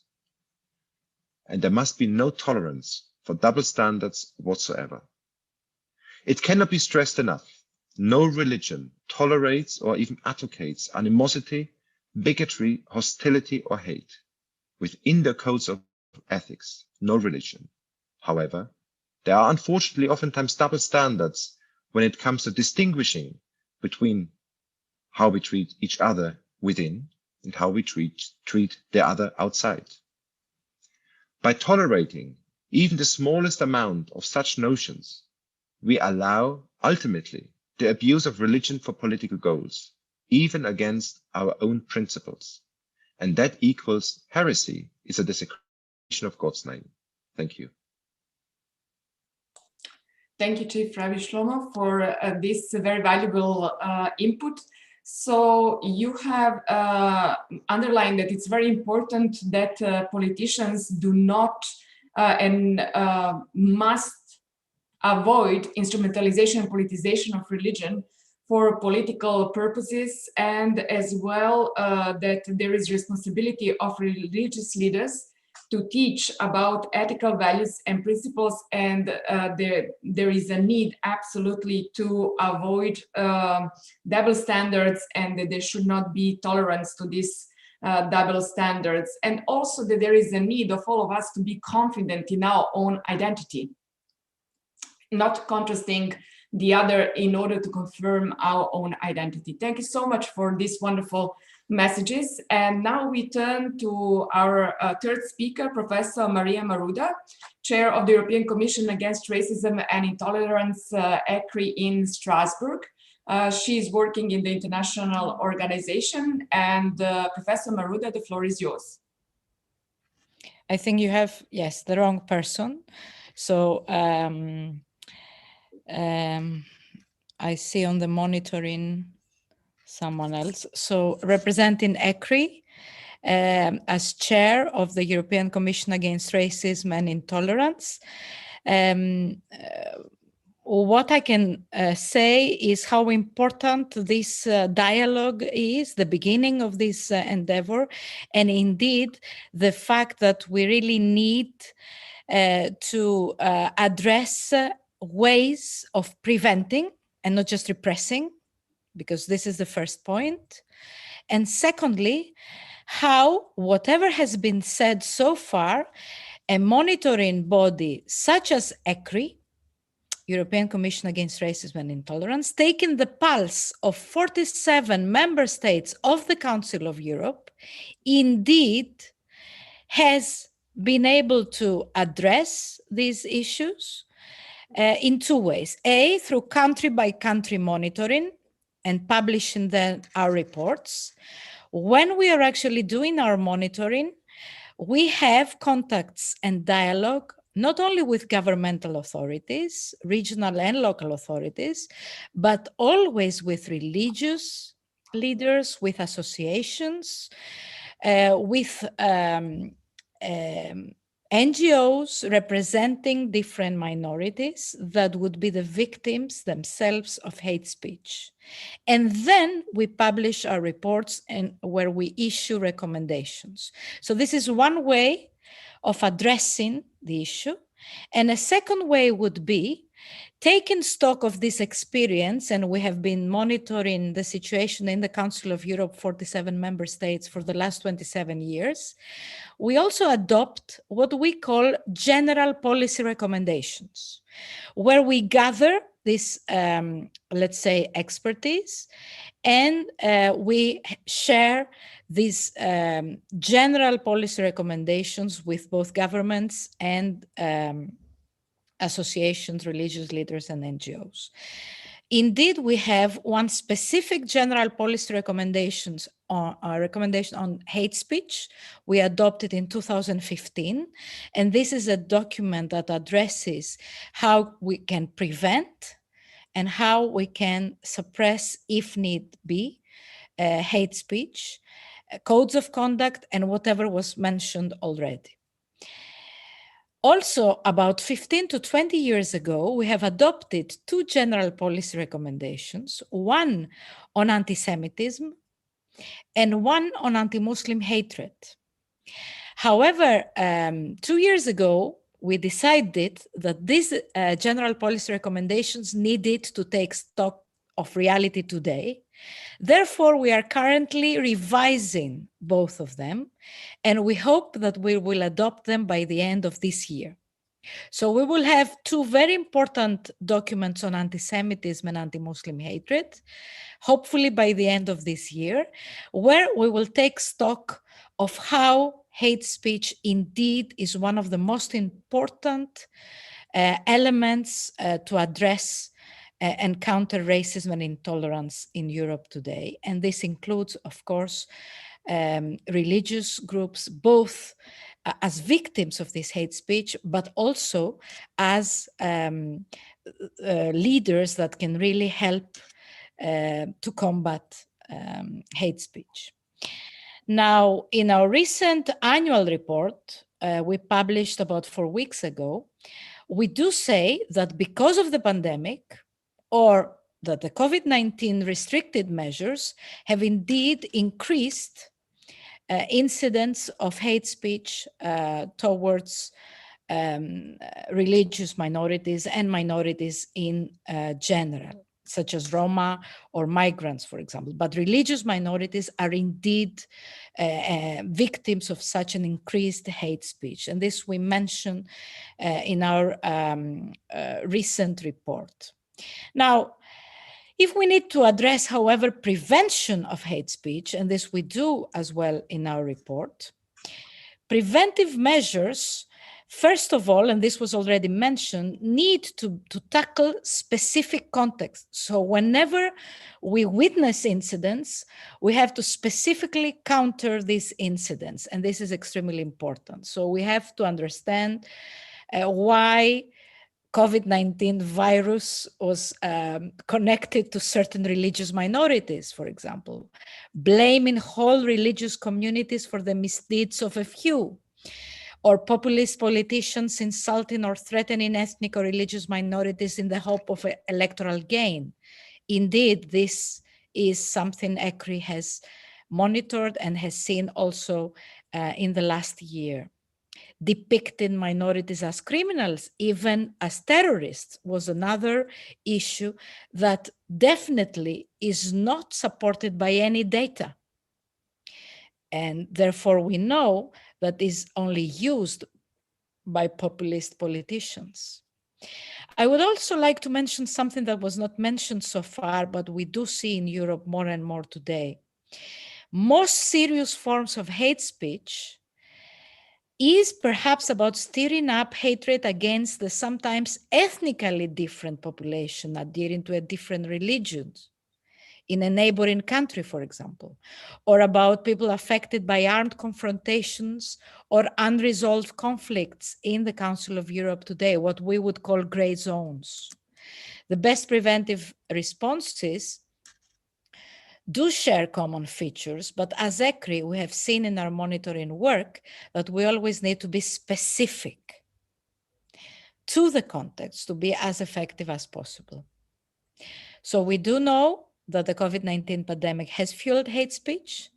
And another great concern linked to religion and raised by ECRI in our annual report is that indeed terrorist murders committed by certain extremist Islamist terrorists have sparked further intolerance. And we have to say it, to address it, to recognize it, and to find ways of countering it.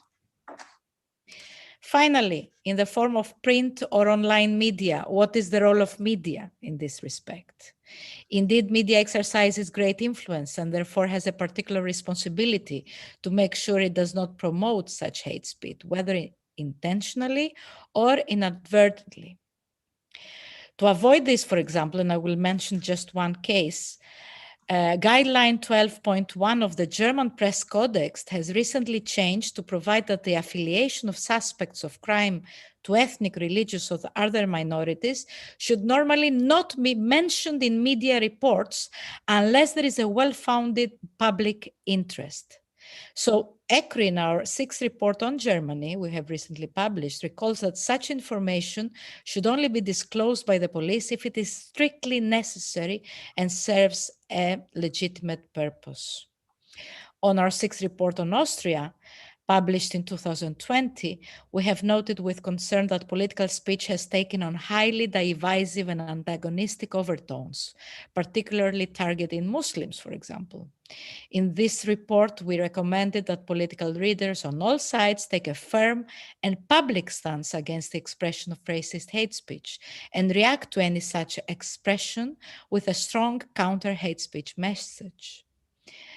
And we called on all political parties in Austria to adopt codes of conduct which prohibit the use of hate speech and call on their members and followers to abstain from using it. Of course, we have always mentioned education as a way of preventing hate speech in schools, and we have a general policy recommendation on addressing discrimination, racism, and intolerance in and through education in schools. This would be general policy recommendation number 10. So we do have ways to address and tools to address hate speech. And it's only a matter of finding the correct balance between prevention and repression and possibly sanctions, for example, against political parties, cutting of funding, etc., etc. Thank you very much. Thank you, Professor Maruda, for this very good report and explanation what ECRI does and about its monitoring mechanisms, which is basically available to all stakeholders who are participating in this meeting, to the civil society, academia, religious communities, etc., and that they are free to report and to send directly to you and on the website of ECRI. I have been using also myself lots of times email address where I have been also reporting and like certain issues related to discrimination in this field. So it is very good for us to know that you are updating current policy recommendations on anti-Semitism and anti-Muslim hatred. And also, if it's possible, it would be great in the chat if you can just paste this recommendation from 2015, because it is also very important that all stakeholders present in this talk and this debate can use them. It is worrying to see this increasing trend of increasing during COVID-19 pandemic, hate speech against and targeting against religious communities. It is very worrying, as you said, also against refugees, migrants and asylum seekers, different ethnic communities. So basically, it stays, after this information, it's also very important that we continue working, all of us together in this direction. So thank you very much. Our next speaker is Suad Oniselka, Assistant Rector of the City of Helsinki Education and Training Authority. So we are moving now from international organization perspective to the educational perspective. So Suad, the floor is yours. Thank you so much. Thank you for the opportunity to come to talk to here.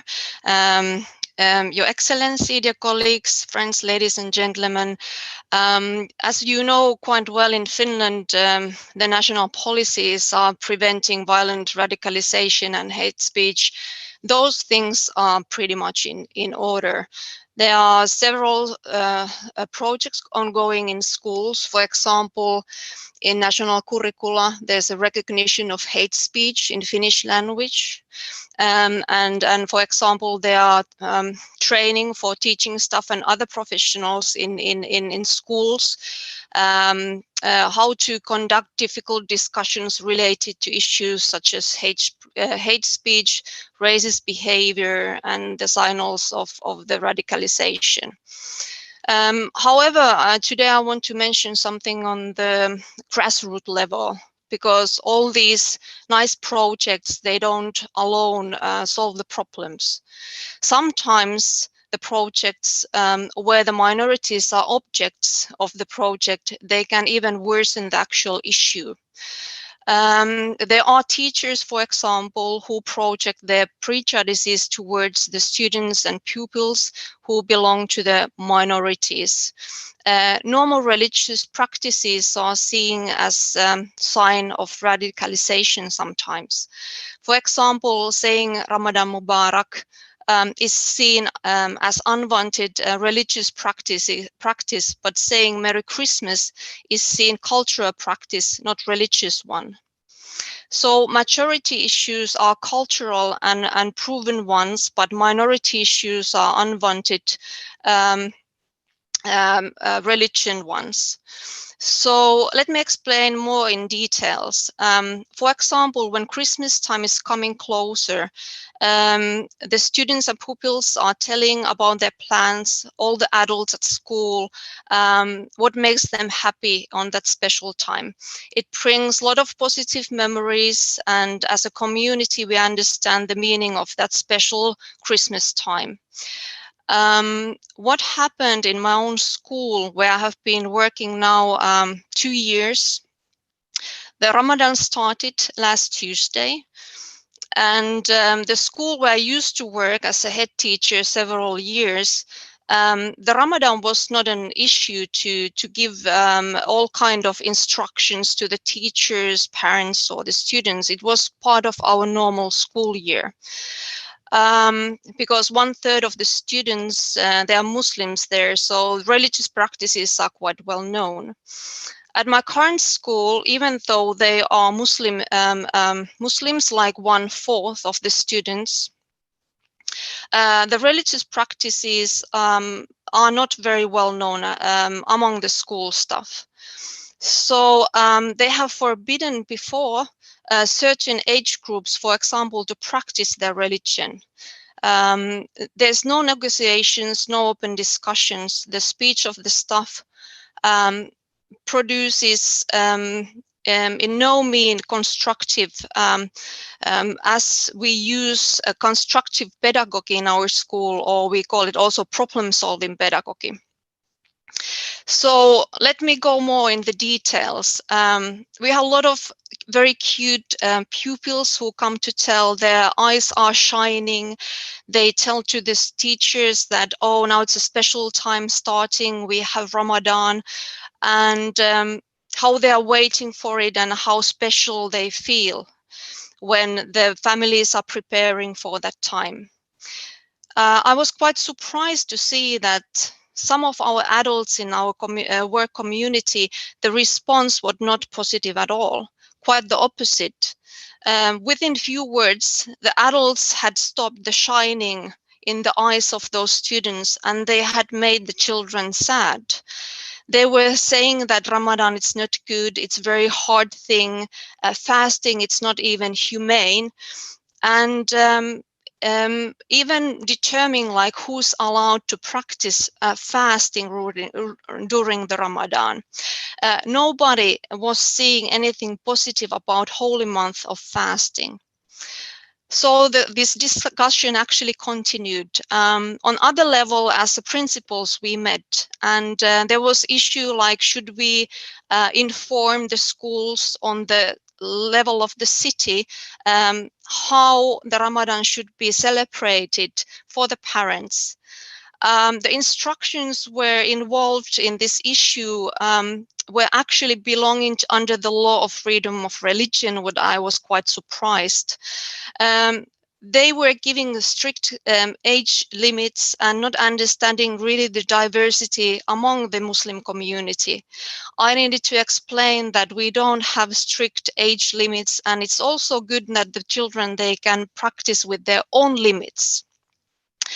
The problem, it's very easy to recognize hate speech when it happens and it's very aggressive. There is no question about it later on, was it that hate speech or not? But when the hate speech is done in polite way, or there's good meaning behind it, they try to help the minorities. Like in this case, I think most of the school staffs, they wanted to help parents to solve the problems of Ramadan. It's not that easy to recognize. If the recognition doesn't happen, you cannot even correct those structures. So this Ramadan actually showed to me, as deputy principal, that we have still a long way to go what comes to the Finnish school system and the inclusive school, what we should have. The question is like, are the Muslim pupils as inclusive in our school than other religious minorities? They should be entitled to enjoy Ramadan, not only explaining like, oh, that's not that bad as it sounds. This is only one example about the structural discrimination and the negative attitudes in our school system. And the saddest part of that, it's like the victims are actually children. But we shouldn't actually lose from the hope. It also shows that we need still a lot of negotiations. We need a lot of open communications. And then now when we have recognized the problem, we can solve it. Thank you. Thank you, Sud, for this very interesting example coming from Finland, and the way you're trying to approach to solve this problem and all the steps that you have taken to analyze the problem, to see what is going on, and then to go step forward in solving of this. One issue which came very strongly, like from your input, and that is the recognition about religious practice. In this, you have been speaking about, celebrating Ramadan, the fasting and so on. And also, there are still also other traditions. We are practicing fasting in different way, but still it is very welcome from the side of religious communities, and all believers are invited to follow this process because practicing religious commitments actually help to people and to students and to all of us to strengthen our faith and to strengthen our identity. But it is good to see that you're seeking the open dialogue to address this issue. And I hope that very soon the society will have the ears and warm heart to congratulate and to encourage Muslim students to celebrate Ramadan, because it is something good, and it's something good for the body and for the soul of believers. Thank you so much for your input. Last speaker for this panel discussion is Ambassador David Fernandez Puyana, permanent observer at the United Nations for Peace to the United Nations in Geneva. So he's going to tell us about the example how university is dealing in addressing hate speech. So, Your Excellency, the floor is yours. Thank you very much. First of all, I would like to thank CAICID for organizing the expert consultation on countering hate speech in Europe in cooperation with the European Council of Religious Leaders.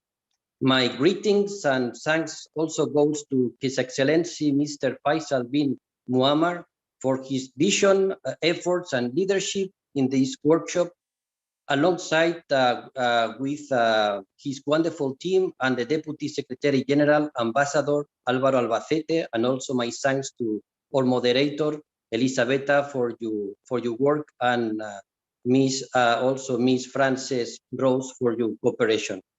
Let's be clear today.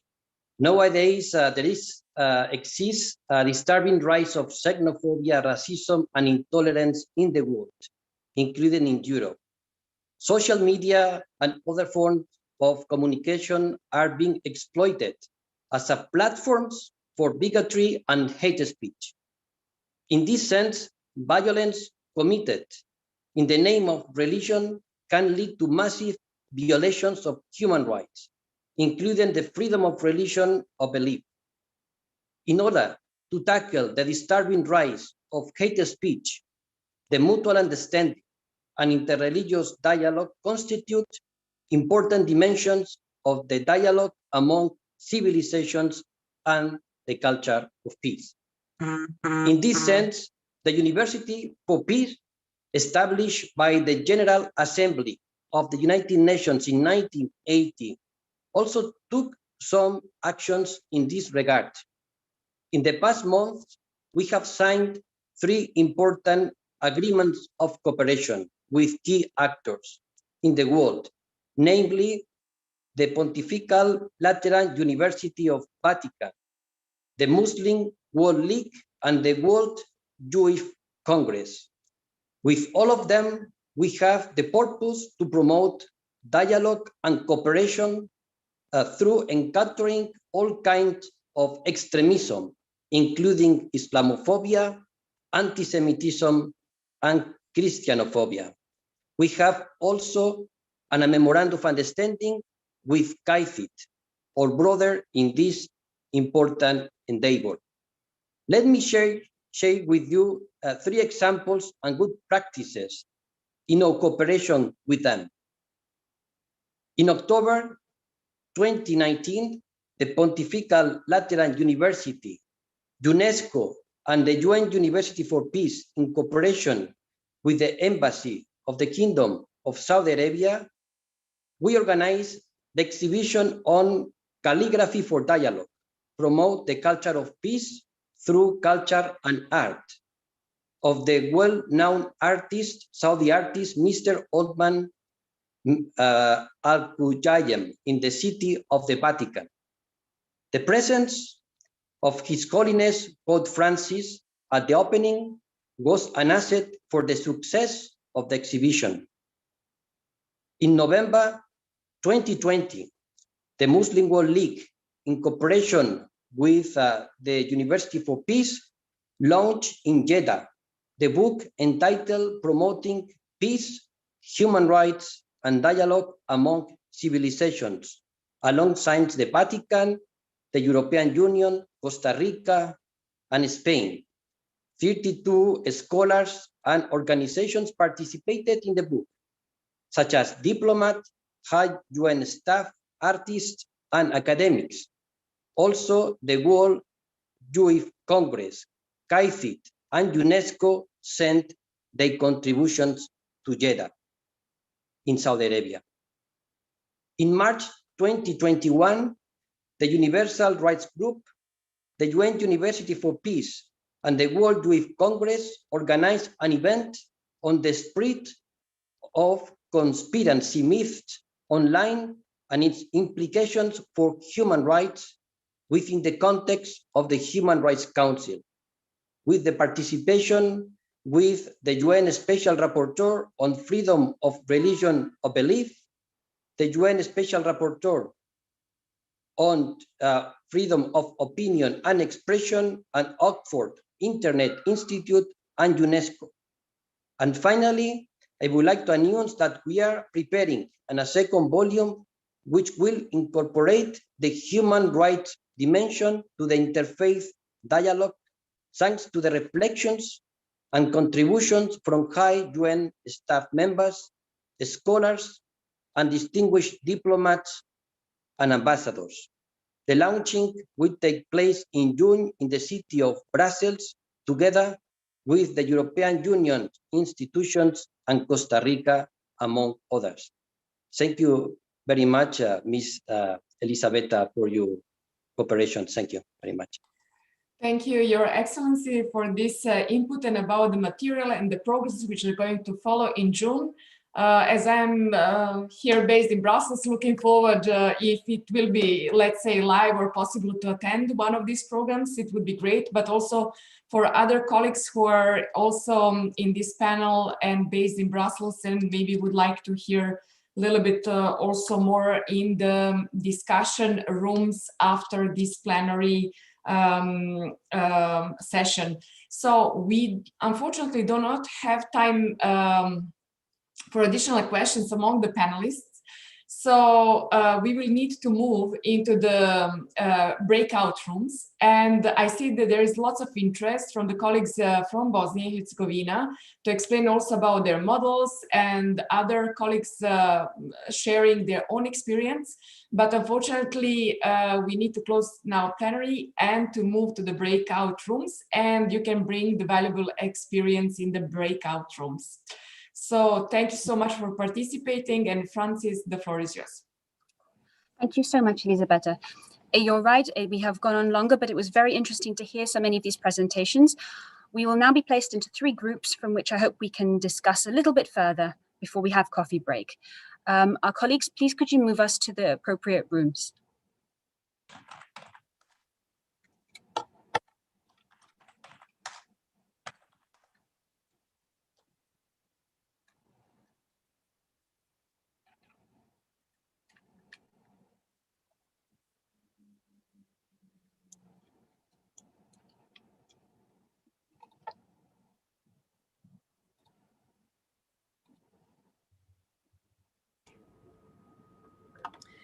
Thank you. For the ones remaining in this breakout room, give us please just 1 minute. We are making sure that the people watching on YouTube are going to be seeing a message of we are coming back soon. So just give me a few moments of your time.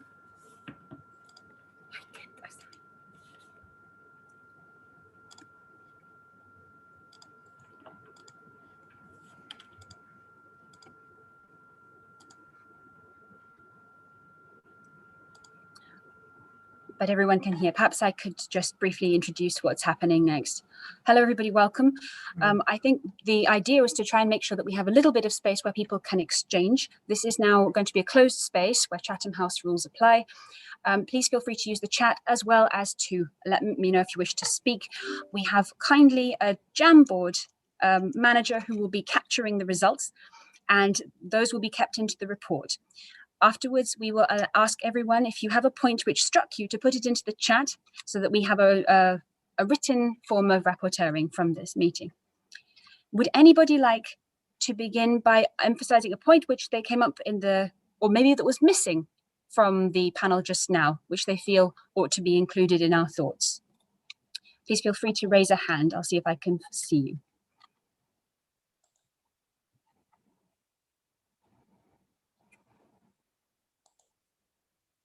Or of course, if in case there is a, Mr. Liebig, please.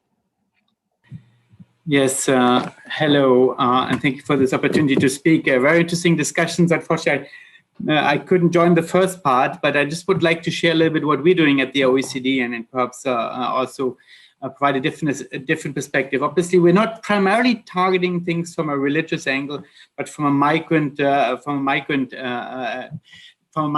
But here clearly there's very strong links, as you know, between the religious aspects and the migration and migrant integration aspects, especially here in Europe. And I mean, if you look at it from the migrant angle, you see some slightly different tonalities, I would say, with respect to what we've heard earlier on.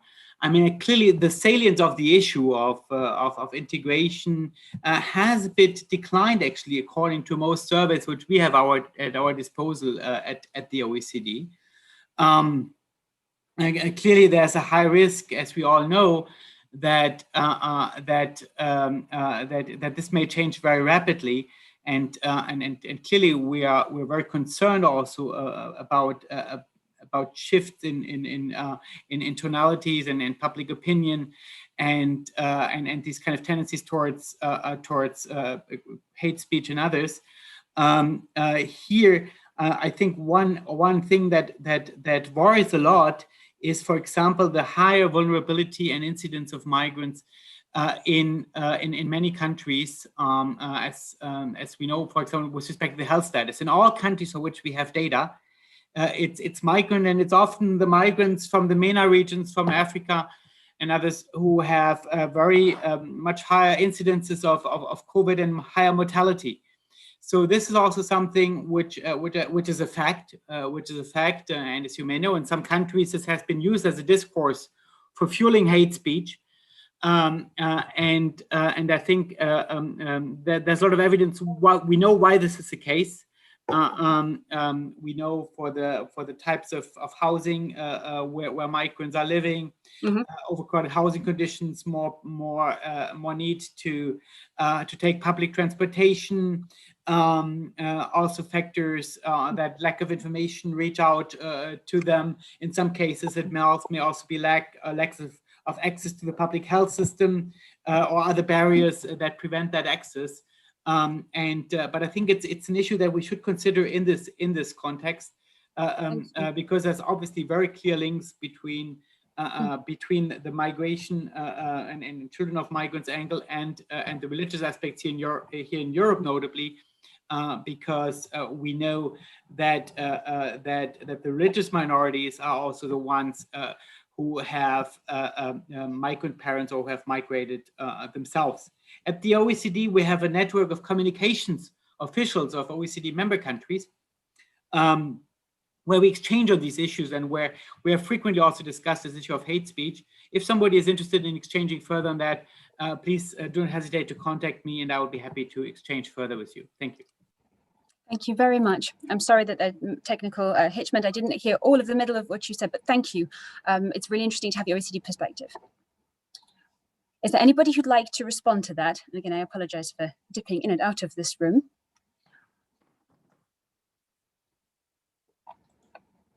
I know that we have a number of members of religious minority communities with us. We weren't only represented by Rabbi Goldschmidt, and also Rabbi Hofmeister, but various other people here. I wonder if any of you would have a perspective to give on the experience of working with some of these initiatives and how that has gone. And if there's anything that you think we could do better in terms of the relationship building and possibly mutual respect aspects. I remember we have heard before the point that contact needs to be kept up continuously, that it's not something to be done at emergencies only, but should definitely remain a continual initiative. Does anybody have an experience that they'd like to share perhaps on that front?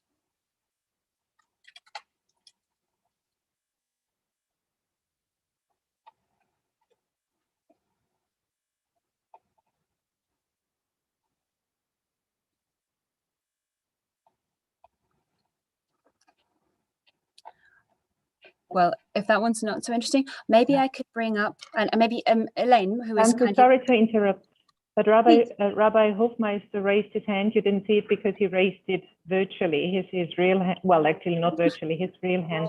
Maybe He if raised you his go real back on hand. the gallery view, then you would see them all simultaneously. That's wonderful. Thank you. I'm sorry that I did not acknowledge your real hand. Please, Rabbi Hofmeister. Thank you very much. I just want to mention 2 points. I think they are important. On one hand, it is very essential not to only focus on the hate speech of the other, not to only be the victim of hate speech, but also to be careful and to be sensitive towards any of that occurring within their own ranks, because you're not very credible, and you won't succeed in denouncing hate speech coming from someone else towards you if you are not meeting the same standard. Just to be a victim is not a good enough of an excuse. But the other point which I just want to stress is, practically, I experience that it's very essential that any type of hate speech we are exposed to should not discourage us from approaching those where allegedly all the hate speech comes from. Because ultimately it's always from individuals, it's never from the whole group.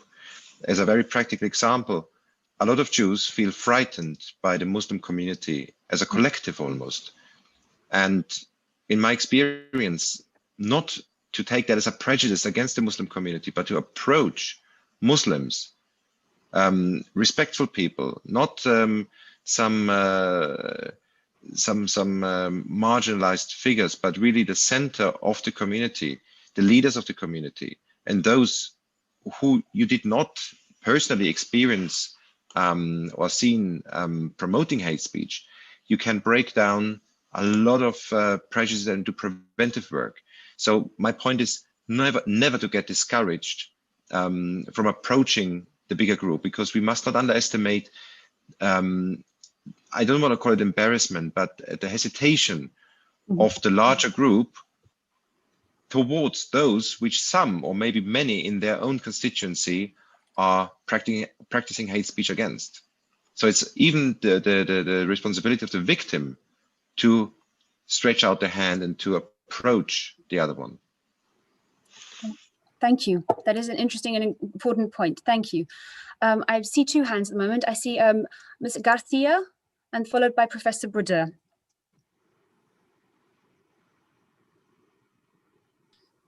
Hi, very nice to be with all of you. Thank you very much for the invitation. Well, I'm Sergio, I'm from Spain.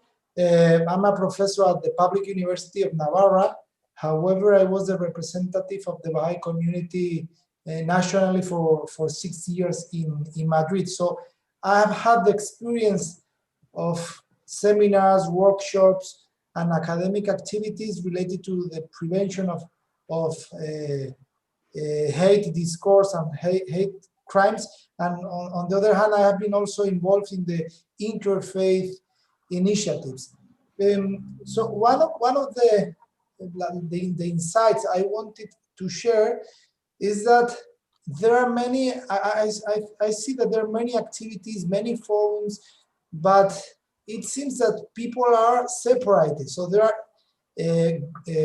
grassroots interfaith groups, but the number of people which is very short. Then there are high-level interfaith leaders, spaces usually connected to the government, but again, it's very exclusive and it's very difficult to be on those forums. There are certain journalists also, a kind of exclusive spaces. So it seems that there is maybe communication amongst all these initiatives is not so strong. And then there is this problem also with the political discourses and polarization that is being naturalized nationally. So in that environment, it's quite difficult to address these issues effectively. So I think that's why policymakers have decided to adopt a legal framework, in Spain, for instance, just to forbid certain discourse practices, and then try to maybe to generate a culture. So that's Thank you. One point I wanted to share. Thank you very much. No, it's an important perspective. Thank you for sharing. We unfortunately won't have very long, but I would like to invite Professor Bordeaux, and then I also see Mr. Kobilica. We'll come to you. If you wouldn't mind keeping it quite short, then we'll still get out to coffee at 25 to. Patrice. Thank you. Thank you very much, Francis. I'm a senior advisor at CAICID and professor at the University of Montreal. I'd like to add to what Rabbi Shlomo Hofmeister said and emphasize that so much of the monitoring is probably best done internally, internally to our own collective identity groups. And I was wondering to what extent there might be an event that could be simply about sharing what are the kinds of practices that we have developed in our own religious communities to deal with internal problems when it comes to discovering that certain individuals or certain subgroups within our communities end up sort of actually promoting hate speech in one form or another, or intolerance in more broadly speaking. And what have we done to intervene and to self-monitor collectively in that way and share that experience in a multi-religious way? That I think might be an important next step. Thank you. Thank you very much. The evaluation aspect internally. Thank you very much, Professor Bordeaux. Imam Kobilica. Thank you very much, Francis. I'm very happy to be with you, but without a long introduction, I just would like to tell you, I have much actually to tell you about our experience here in Norway. But what I would like to mention now is that we need openness in communication. We should work on recognizing the relevant platforms in our societies and try to establish contacts with them, and of course work with them, tackling the challenges. I'm so happy to say that we have a number of dialogue platforms here in Norway that communicate with each other and follow everything that might be of interest, might be of concern, and we take it together and of course take it further to the relevant institutions and of course and to politicians. And what we got thanks to that approach is the launch of action plan for against Islamophobia here in Norway. I think that's the first country in Europe that has done it. I don't remember if anyone else has done it, but it is officially launched in September last year, and of course it is now. We have much to do with that. It's not enough just to launch it, but you have to give it a good content, and that's what we are working now. And as I said in the beginning, that the openness in communication among different actors in the societies, in our societies, I think it's of the great importance. I mean, the worst scenario is in the time of challenges, especially when it comes to us Muslims and Jews. I mean, to be left alone, that's the worst thing. Whenever you have partners, whenever you have someone to talk to, it might be people on the grassroots level. It might be our colleagues in other religious communities. I think the communication with politicians is so important. The dialogue with them. I mean, communication with media. So the importance of alliance is need of time. Thank you very much. That's very interesting to hear about the national plan. I didn't know about that. That's certainly a very interesting point to know.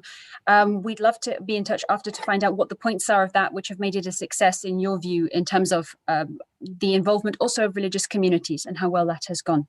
I can send maybe I will check. I think we have it in English also.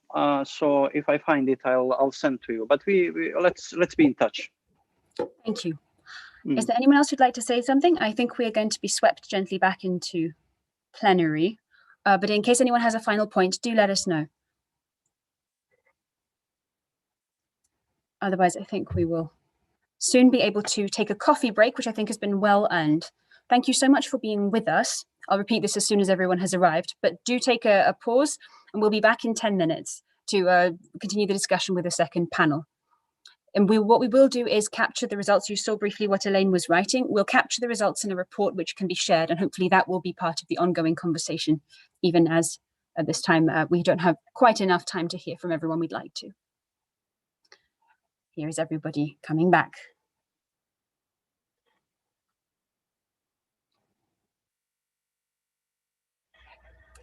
I think we're almost back.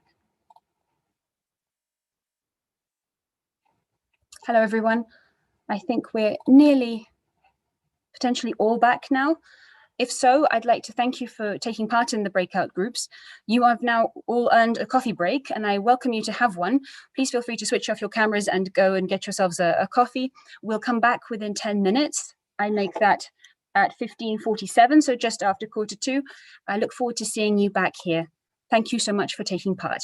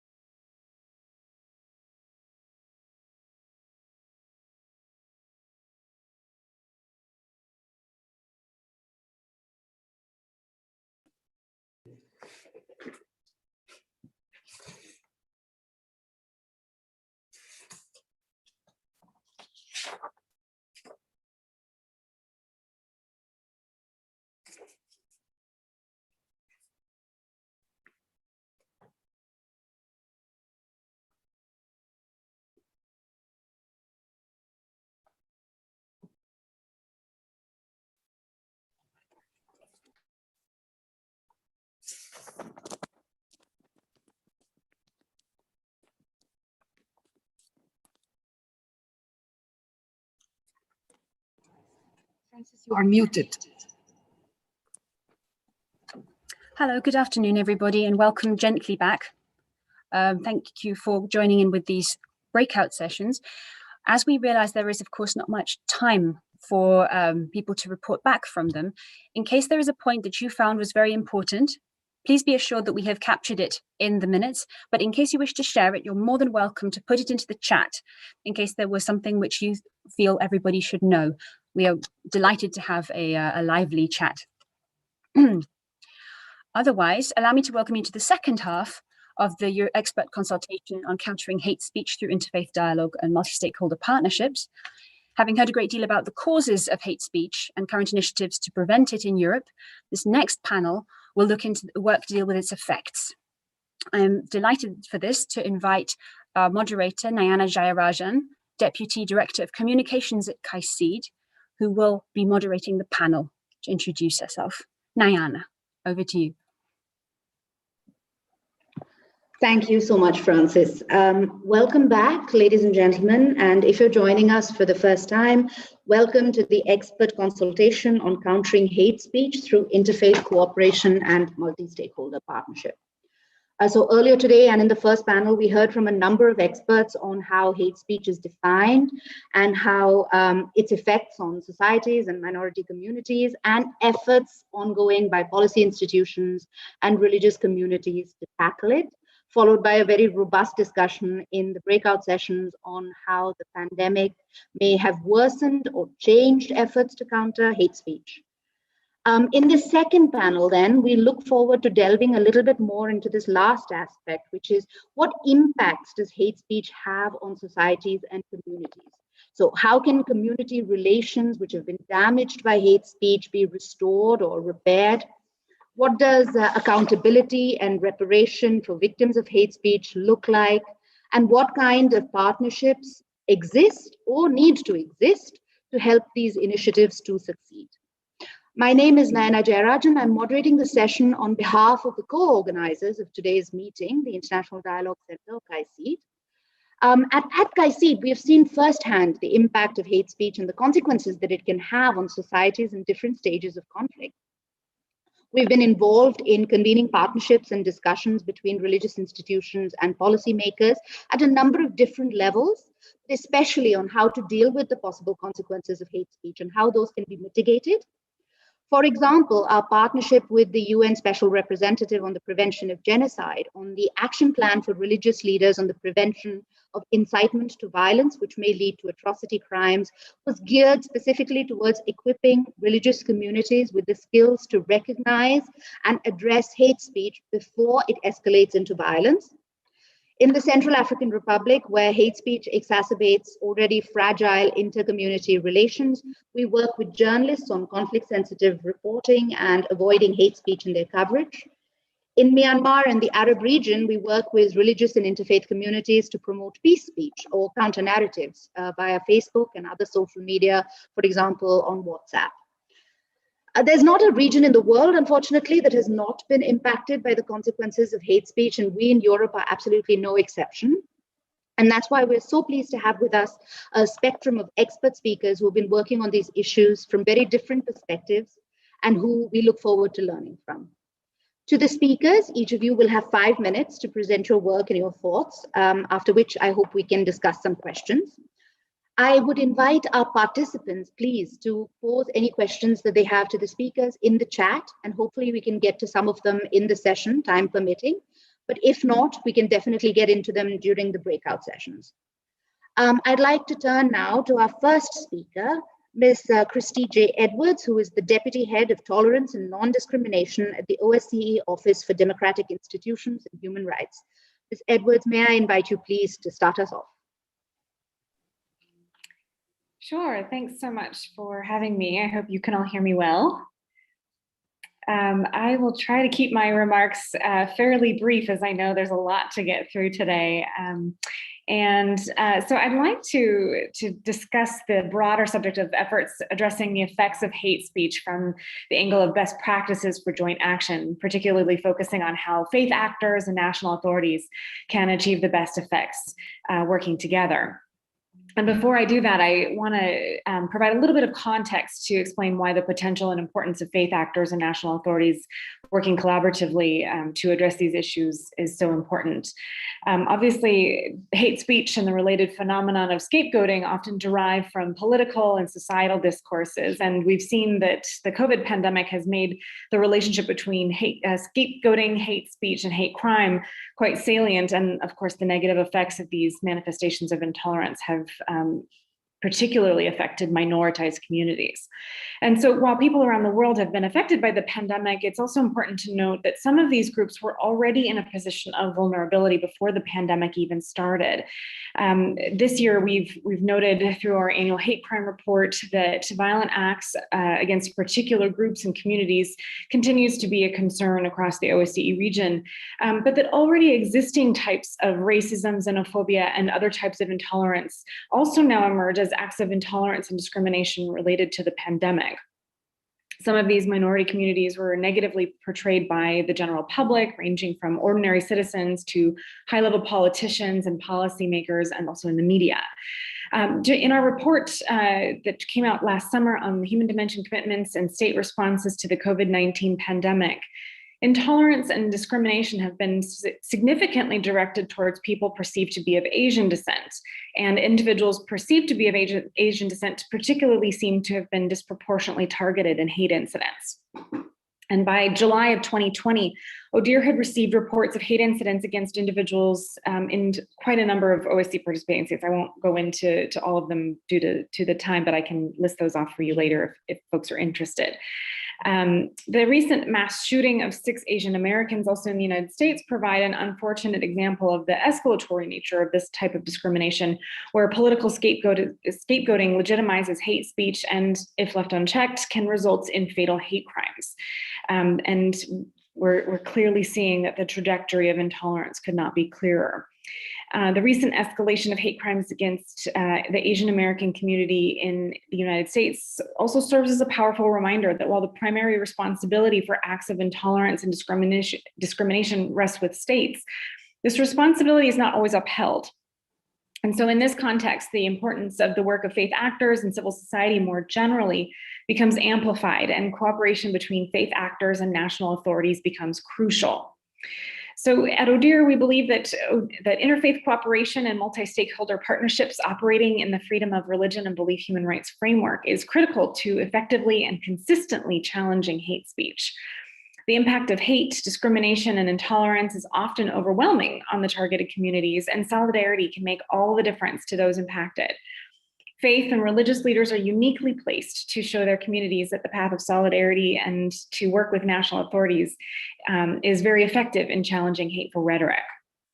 Furthermore, when diverse communities choose to stand together and with national authorities across divides in the face of hate, they also act in a very powerful manner against structural and institutionalized forms of discrimination, because these kinds of collaborations, through their simple existence and then through their work, challenge pillars that sustain the structures of inequality. It's also important to acknowledge that interreligious work and collaborations, coalition building amongst faith leaders and national authorities is extremely complex and, importantly, highly contextualized. There's no one-size-fits-all solution, but there are several general principles and deep practices detailed in ODIHR's Freedom of Religion and Belief and Security policy guidance and our coalition building for tolerance and non-discrimination toolkit, as well as I know we've discussed the UN Plan of Action on Hate Speech, amongst other sources. So we could probably talk about this for the whole session, but I want to talk about just a few good practices in the few minutes that I have. Number one, partnerships between faith actors and national authorities should identify which key actors in which configurations could be effective in addressing and countering hate speech, and create opportunities for these actors to discuss the challenges and opportunities of addressing hate speech.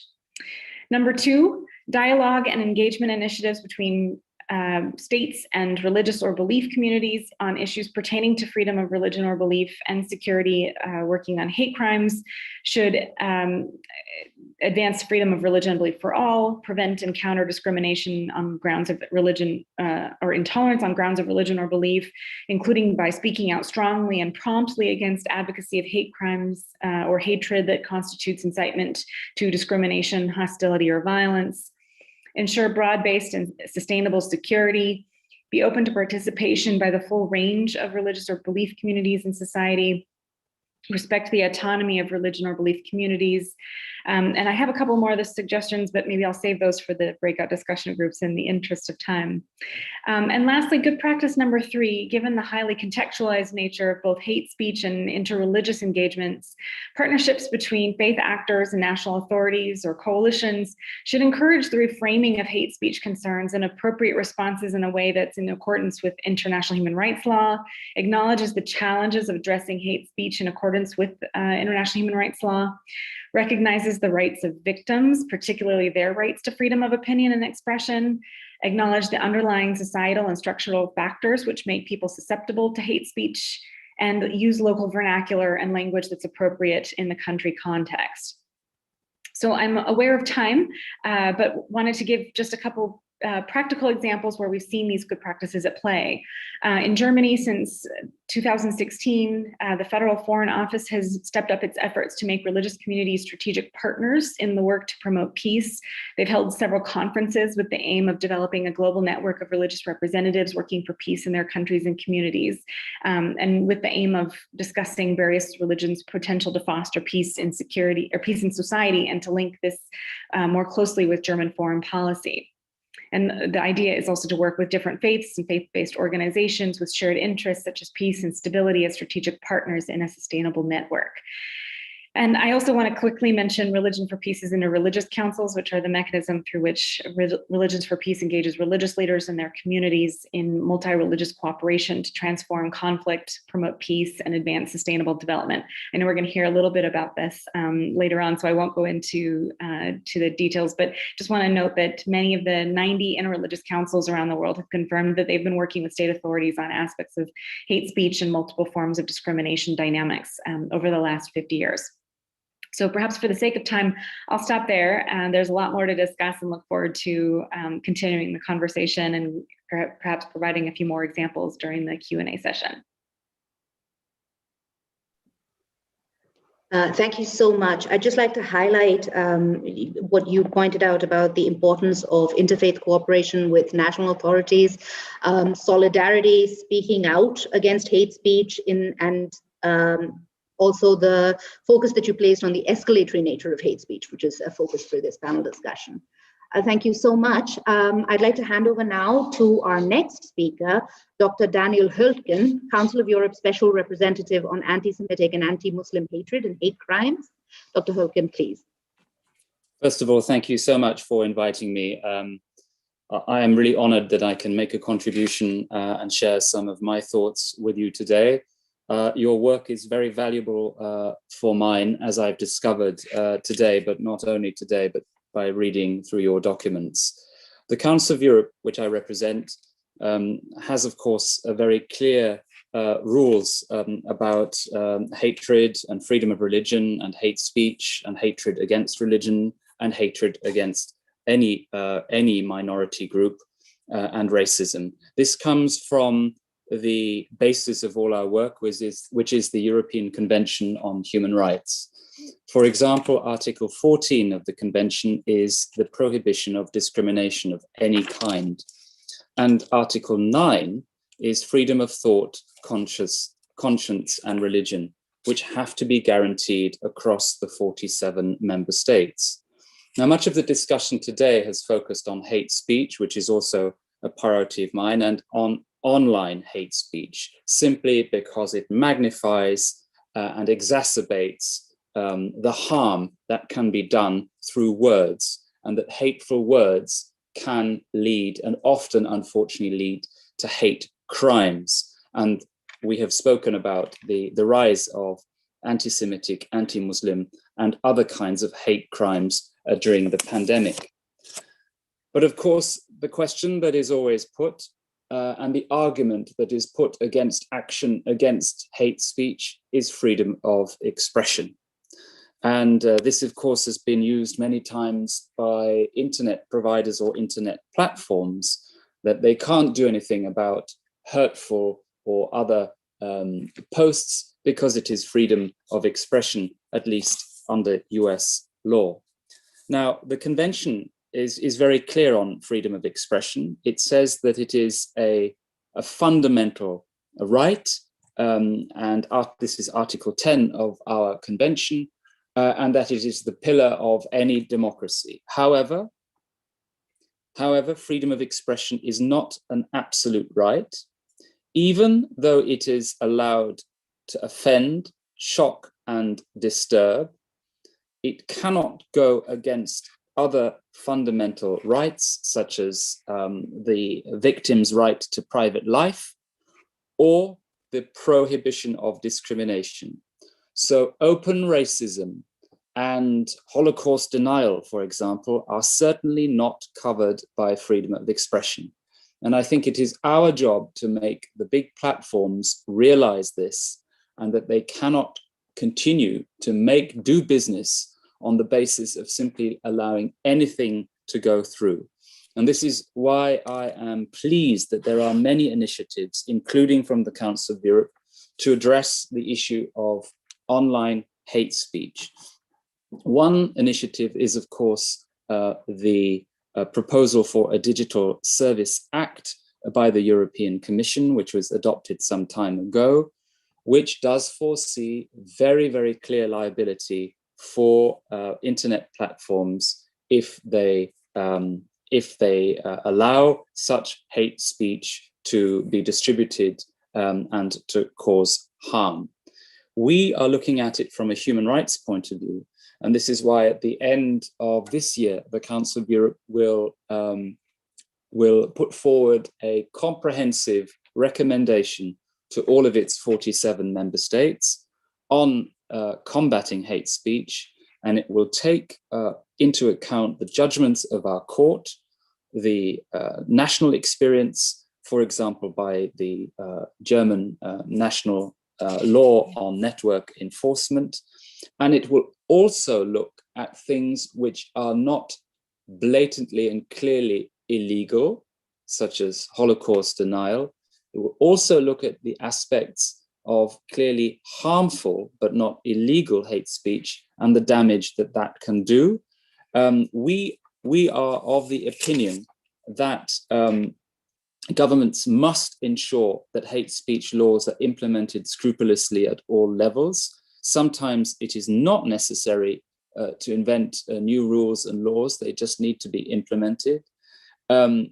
Governments must identify and remove conditions in society that are conducive to hate speech, including raising public awareness and providing education. And this is something that we have done in the context of our No Hate Speech movement, which many of you may know, where we reach out to young people, encourage them to counter speech, and to increase their media or their social media literacy. And also we should withdraw support for any organization, political or otherwise, that encourages hate speech. As the special representative for anti-Semitic and anti-Muslim and other forms of intolerance, religious intolerance, hate speech and hate crimes, I have focused very clearly on anti-Semitism and what is happening at the moment.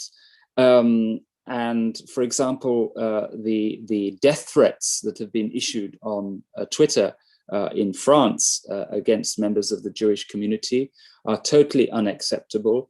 And I would draw your attention to the fact that a group of NGOs, including the Jewish Student Union of France, has launched a case against Twitter, not for the first time, which will have to be decided in May, because a mediation process between Twitter and the NGOs has failed. This is about notifying Twitter, and Twitter then not doing enough about it, which means not taking enough measures to take illegal hate speech off the platform. Inspired by this work, I have started to consult with Muslim organizations in Europe, how they see online hate speech. And the first results that I'm receiving indicate that actually that is a growing problem. But Muslims, like in general life in Europe, are less inclined to report it, sometimes don't know where to report it, but that it is an increasing problem. And I would like to close by saying, to make the link again between words and deeds, it's the German presidency of the Council of Europe at the moment, and Chancellor Merkel spoke this morning. She made reference to hate crimes. Two very hurtful and painful events for Germany occurred in the recent years: the attack on the synagogue in Halle, and then the murder of 9 people of mainly immigrant and Muslim background in Hanau. Both were inspired on the internet. The perpetrators were inspired by hate speech on the internet, and they actually wanted to stream their deeds. So the danger is real and present. We are working on this recommendation. I'm working with religious communities on this very specific aspect, and I'm glad that we can share our experience here today. That would be my intervention for this moment. Thank you very much.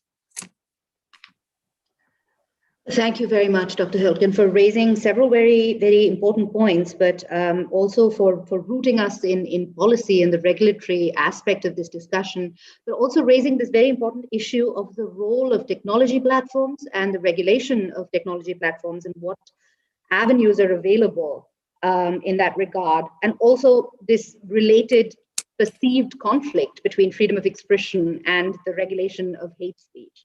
Which I'm sure we'll get into more discussion in the breakout groups. One of the initiatives that you mentioned is actually the subject of our next presenter's intervention. I'd like to now invite Ms. Alessandra Coppola, who is the board member of the No Hate Speech Network and vice coordinator of the No Hate Speech movement in Italy. Alessandra, please. Thank you very much. I'm delighted to be invited to this meeting, and I had the opportunity to be with you also in the Vienna conference in 2019. So thank you very much, KAICIID, for inviting me again, and to the European Conference of Religious Leaders. I'm here today invited to represent the No Hate Speech Network. That is an international network that was set after the like a legacy for the continuation of the No Hate Speech movement of Council of Europe. That was an initiative that the Council of Europe started in 2013 as a response to a massive massacre that was the one preceding another terrible massacre that was mentioned before, that was the Christchurch attack. So unfortunately, the Christchurch attack that is more recent and more known was not a random type of hate crime. It was done on a model that is the Utoya attack. The Utoya massacre happening in July 2011, during which around 70 young people lose their life because of the idea of an inclusive society, and because of their idea of the diversity of beliefs and religions, and also of origins that can be combined into the society. So in order to respond to that happening, the Advisory Council of Youth, that is a co-management body inside of the Council of Europe, so a unique also experience of co-managing policies between the institutions and the young people, decided to build a massive campaign across the world in order to give a response and to give a positive response to hate speech leading to hate crimes.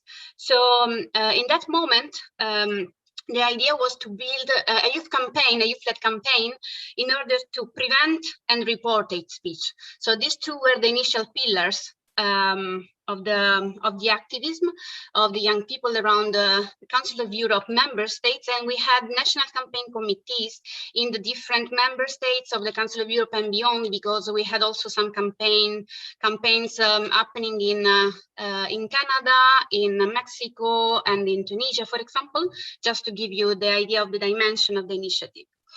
And these two first activities, so preventing and reporting hate speech, were built on the definition of the ECRI definition of hate speech contained in the policy recommendation that was previously mentioned. And the idea was to use educational activities based on the bookmarks tool that we developed during the campaigns. That is an educational manual containing non-formal education activities to work with young people preventing hate speech, and also reporting the hate speech specifically online to the social media platforms, and also to police when it was the case, advised especially that the situation was going towards a hate crime or something very harmful that has to be reported to the police.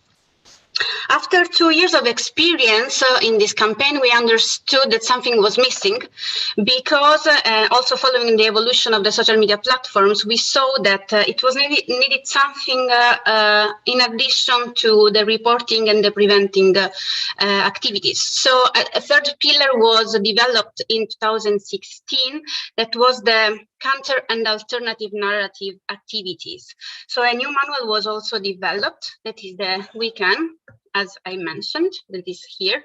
All these resources are can be downloaded for free from the Council of Europe website. And so this third pillar was based on acquiring skills and abilities to produce and apply a counter or alternative narrative online to hate incidents. The main difference between the counter and alternative narrative is in the timing in which they happen, and the different also outcome that we have with these two different activities that normally or many times are like called as synonyms, but they are not, because a counter narrative is something that has a short-term impact and aims to reverse something that is happening now in a specific moment in a specific place. So I develop a narrative that aims to respond to a precise incident. An alternative narrative indeed is something that has a long-term impact, because it aims to reverse the phenomenon in the society in a transversal way and in a more long-term perspective. So my aim is to reverse the phenomenon per se, not connected to a specific incident. So after 5 years of campaigning in all these different countries, the Council of Europe decided to finalize, to terminate the central coordination of the campaigns, and also invited the activists to take a step to continue these initiatives at a national level and also internationally, but in a self-organized way. So what happened was that at national levels, different campaigns continued, like for example in Italy, and in this moment I'm a vice coordinator of the campaign in my country, but also the young people who were trained during 5 years, and also the organization who participated in this big and long initiative, decided to gather together and create and build a network that is totally youth-led and self-led, meaning that is an international activities that an international network that totally came out of these Council of Europe initiative, is continuing the legacy together also with the institution, but from the civil society perspective. In this moment, the No Hate Speech Network is also observer of the work of the expert group that is working on the drafting of the new recommendation on hate speech that has a more comprehensive view. And it's a more inclusive on what is hate speech and how should we react to that. And just to give also some hints that are connected with the other previous speakers. Actually, the Net Speech Network adopted a code of conduct that also take into consideration not only the diversity, but also the religious sensitivity and any kind of, for example, language diversity, any issue that can lead to any harmful language that need to be avoided also in our internal work. So it's also an ongoing training for us to be in line with what we foster. During the pandemic, I'm so sorry to have to cut you off, but I wonder if you might be able to post some of the links to the resources that you're mentioning in the chat, and perhaps we can continue the discussion in the breakout session, because I think that many of the points that you've raised, I found that they were also echoing some of the discussions in the earlier breakout sessions. Before I move on to the next speaker, though, I'd just like to highlight the importance or what struck me in terms of the partnership model that you were talking about, the similarity in tactics that we can observe, not just in the instigators of the hate speech, but in the response tactics that your movement is adopting. Thank you so much for those very concrete best practices as well. And I'd like to now invite our fourth speaker, Mr. Henri Nichols, who is the Policy Coordinator of the Institutional Cooperation and Networks Unit of the EU's Fundamental Rights Agency. Mr. Nichols, please. Good afternoon, everybody, and thank you for the invitation. I think my input will inevitably go over things that have already been said, because this is the nature of such events. But I would like to start by saying that indeed no one is immune from hatred, and it's a phenomenon that knows no boundaries, and obviously it festers online, as we have heard. Hatred can be anti-Semitic, Islamophobic, target other religions. It can also be racist, xenophobic, homophobic, sexist, misogynistic, ageist, or target persons with disabilities. And the spread of hatred is driven by intolerance of difference and by ignorance, and perpetrators are found across the social spectrum. And many people, probably some of you who are here today, are the targets of steady streams of vile abuse and language, including online. And this abuse sometimes morphs into harassment, violent attacks, and even death threats. And evidence collected by the Fundamental Rights Agency and other evidence show that experiencing such abuse can have long-term negative psychological consequences on people, including feelings of anger, fear, annoyance, embarrassment, or shame, as well as it can limit their participation in society. In other words, we can say that hatred strikes at the core of human dignity, and combating it demands a comprehensive, rights-based and concerted approach, which will be the second part of my input. So unless we act decisively, incitement to discrimination, hatred, or violence risks becoming ever more normalized in public discourse, media content, and political rhetoric, never mind online. And I think we can all recognize that combating hatred and minimizing its negative impact is a task fraught with difficulties. We also need to recognize, however, that we are duty-bound to take up this task without reservation or hesitation. We cannot let anyone abuse our right of freedom to expression as a means to justify inertia, inaction, or half measures in combating hatred. So what can be done? I would suggest maybe a comprehensive rights-based approach to tackling hatred. And such an approach puts protecting and safeguarding human dignity at its core. And this entails recognizing that the right to freedom of expression is not absolute, as has already been alluded to today. All relevant international legal instruments allow for restrictions to this right under strict conditions, and the jurisprudence of the European Court of Human Rights provide guidance on when restrictions are legitimate and proportional. So when implementing a rights-based approach to combating hatred, we need to remind ourselves also of states' legal and political commitments in this area. And this is also why it's important, I think, to have OD here today, because many states have taken commitments under that framework. So on a practical level, 6 concrete areas of work where action can be taken to combat hatred could be highlighted. None of these areas of work are new or revolutionary in their own right, and some of them are already in operation in some countries and some regions. But rather, bringing these areas of work together under an action plan or a strategy could help pool efforts and resources towards achieving our common goal of combating hatred. So what are these 6 areas of work? First, we need to understand hatred to clarify the boundaries between freedom of expression and incitement to hatred. This would involve analysis of relevant jurisprudence as well as social research on attitudes to and experiences of hatred among different population groups. Second, we need to monitor hatred to enable the development of targeted policy and law enforcement measures and responses. This could involve, for example, setting up units and law enforcement agencies that would detect online hatred in cooperation with other partners where relevant and possible. Third, we need to encourage reporting and improve recording of hatred with a view to enabling people to access remedies. This implies providing guidance to people as to where and how they can report incidents of hatred, whether to law enforcement agencies, prosecutors, national human rights institutions, national equality bodies, internet providers, IT companies, or civil society organizations. And this also implies that appropriate recording systems need to be put in place within any organization or body to which hatred is reported. Fourth, we need to prosecute hatred to ensure that perpetrators are brought to account. And providing victims of hatred with redress includes prosecuting perpetrators to the full extent of the law. Fifth, and related, we need to provide support to victims of hatred to ensure that their rights are fully respected and that they receive adequate support. The sixth area would be educating against hatred to ensure that people can respond adequately when they are faced with hatred. For example, although no one is immune to online hatred, this does not mean that people cannot be inoculated against it.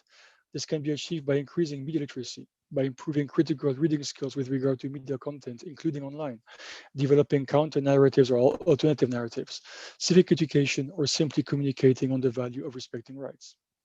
So to finish, I think that religious actors would have a role to play under each of these areas. And the question is to know how to involve them meaningfully in these processes. And this can be the subject of further discussions today and beyond. Thank you very much.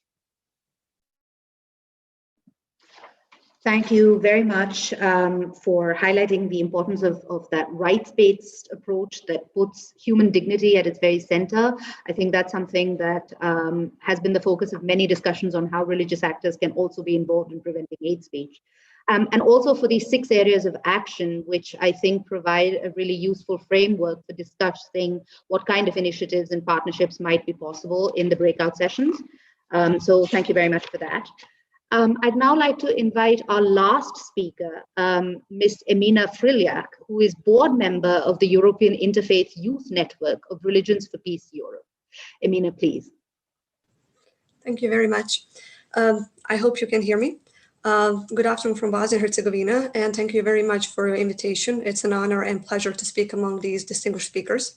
In my 5 minutes, I'll try to give you a short overview of our initiative called Alter Hate and Practices and Experiences, as well as some challenges that we actually encountered, followed by some recommendations.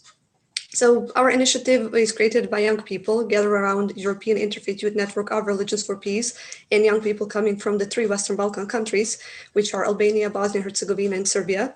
All the contents and activities were created as a joint effort of these young people.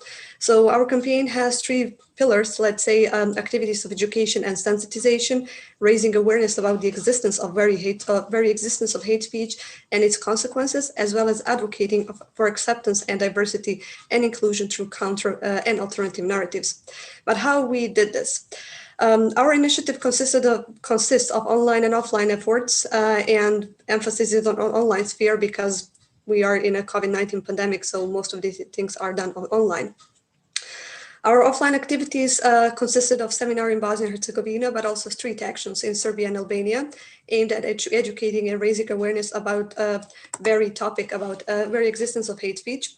On the other side, much more efforts were put into online sphere, and those consisted of sharing messages of 2 types. First one, those were positive messages, but other were messages that were critically assessing the state of hate speech within the communities of young people, such as messages asking and advocating for proper legislation, but also those questioning using hate speech for the purpose of political or populist purposes. So these messages were designed by very young people who are coming from different communities and who know the situation where they actually live. Another type of activities we have workshops and webinars that were streamed online, and they are aimed at educating about hate speech. And these activities were more in intergenerational manner, because each of the webinars we tried to gather young people, but also seniors, to speak about the topic and address the topic from different angles: religious angle, legal angle, media angle, political angle, etc. The intergenerational perspective was important for us also to debunk the myth that hate speech is only a problem of young people and that only activities need to be aimed at young people. So the webinars were gathering religious leaders, faith-based actors, young people, civil society actors, but also representatives of different initiatives that are aimed at countering hate speech, because this is important part. This cross-sectoral and cross-initiative collaboration is extremely important to address and successfully counter hate speech. This very meeting that we are now here is a great example of this kind of activity. Until now, we organized various online workshops for young people, for religious leaders, also for faith actors, for faith-based and civil society actors. Just recently, we had one with United Religions Initiatives, and we are preparing one workshop for young people in May in collaboration with Youth Peace Initiative from the Netherlands. So our campaign is going beyond Western Balkans. It's going more on a European level now. So finally, as European Interfaith Youth Network, for us, it was important to root our narrative in interfaith perspective. And on the occasion of the World Interfaith Harmony Week, we decided to debunk and counter hate speech from the perspective of creating no hate speech rule poster from the religious perspective. So we decided to ground the poster in 11 different religious traditions and showcase invaluable examples from faith scriptures and traditions that encourage speaking positively and with respect, while prohibiting harmful, poisonous, or vicious speech that can disrupt, incite, or even produce violence among people. When it comes to challenges, then we definitely have to speak about it, that it's very necessary that your message comes and reach those who necessarily don't agree with you. And that's always a challenge with the campaigns and with the project.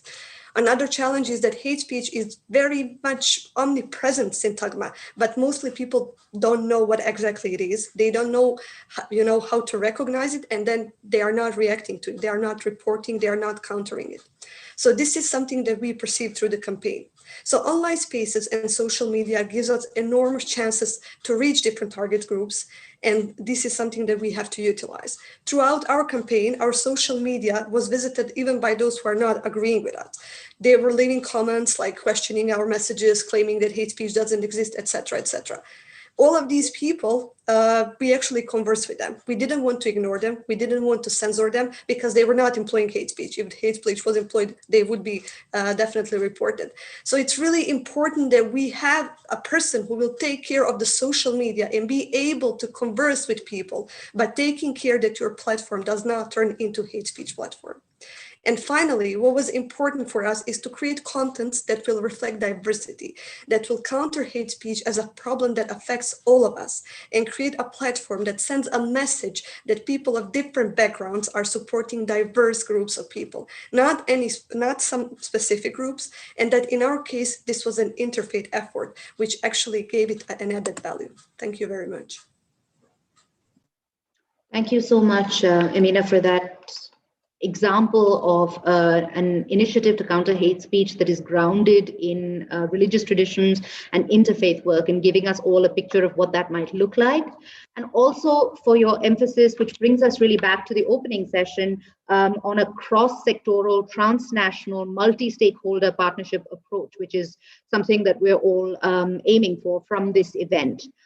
Unfortunately, I don't think that we will have time for questions in this session. And I'd like to apologize to all of our speakers because each of you raised issues which I think might have occupied the entire event itself. And I do apologize for the time constraints that we put on you. But I hope that during the breakout session now, we can also delve a little bit deeper into these issues in smaller groups and think about what concrete initiatives or partnership ideas we might be able to come up with. I'll hand over now back to our MC, Francis, with further instructions. But again, thank you so much to all of our speakers and to all of the participants in this panel. Thanks very much, Nayana, and thanks to everyone who spoke. We will certainly be moving now into our breakouts, when I hope some of us will get the chance to pose more questions to those speakers with whom we are lucky enough to end up. We'll be back in plenary at about 10 to 5 for wrap up. See you on the other side.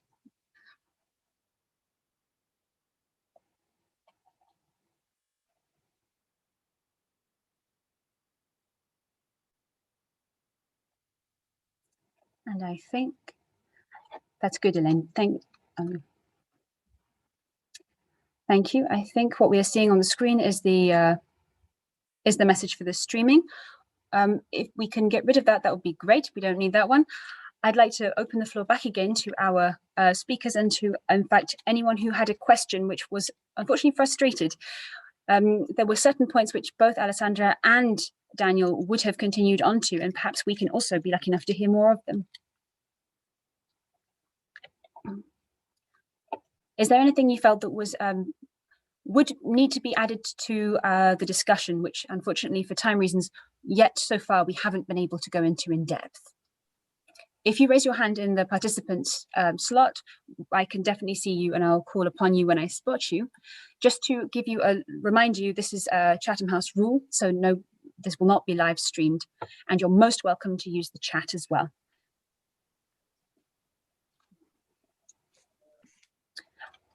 Daniel, I see your hand. Thank you. I apologize. I do have to leave this meeting at 4:45 your time and our time. I just wanted to add one aspect which kind of embraces your organization and all the speakers today. When Ahmed Shahid, the Special Rapporteur on Freedom of Religion and Belief, spoke at the Council of Europe, after the young president of the French Student Union, French Jewish Student Union, there was a third speaker from the OSCE, Regina Pollack, who is the representative there for freedom of religion and religious dialogue, I would say. And we concluded things for anti-Semitism and for anti-Muslim hatred, mainly to do with online and combating online hate speech. But something that I think we concluded is that interreligious dialogue can make a valuable contribution in combating such hate speech. And this is something that I would like to also listen and hear from you and from the other participants, what kind of experience they have that interreligious dialogue, so faith groups speaking to each other, can actually address the current issues of hatred of a religious nature. I'll give you one example, which I think I mentioned in our discussion. In Berlin, there's a quite well-known initiative called the Kreuzberg Initiative, which was started by intellectuals and others of Muslim background to stop anti-Semitism from spreading in the German capital. So it's one sort of faith group together with secular members reaching out to Jews also, and to find common ways of addressing anti-Semitism. For example, with the arrival of new migrants into the city, to teach them about living together with different religions and being tolerant. So this is something I'd like to know more about from the other participants. But I think, everything which was said today goes in that direction. But if you have any concrete examples from communities who've done that, I would be very interested, either now or later on. Thank you. That's, in CAICID being in the business of interfaith dialogue, is obviously hugely keen to see the different faiths able to work together. And of course, one thing that we would love to find out more from this particular event is also how to maintain good and trustful relationships in the long term between the religious and potentially governmental sectors or secular sectors, and how to make sure that that relationship really is two-sided and fruitful. Because we know that very often this happens in a situation of urgency, but not necessarily in a constant manner. I wonder if, before I come to the other two speakers, and I've seen your hands, if I could throw one more question back to Daniel before you go, which is in the chat, which is what Reverend Bonnie has put forward, which is looking at whether and how far human rights can become the bottom and the basis for well, sorry, I'm paraphrasing your question wrong, and I apologize, Bonnie, because you were asking something slightly different. But while we come to interfaith dialogue, one of the most delicate questions is how to make sure that human rights and freedoms match up with the essential religious values which many of us hold very dear from faith communities.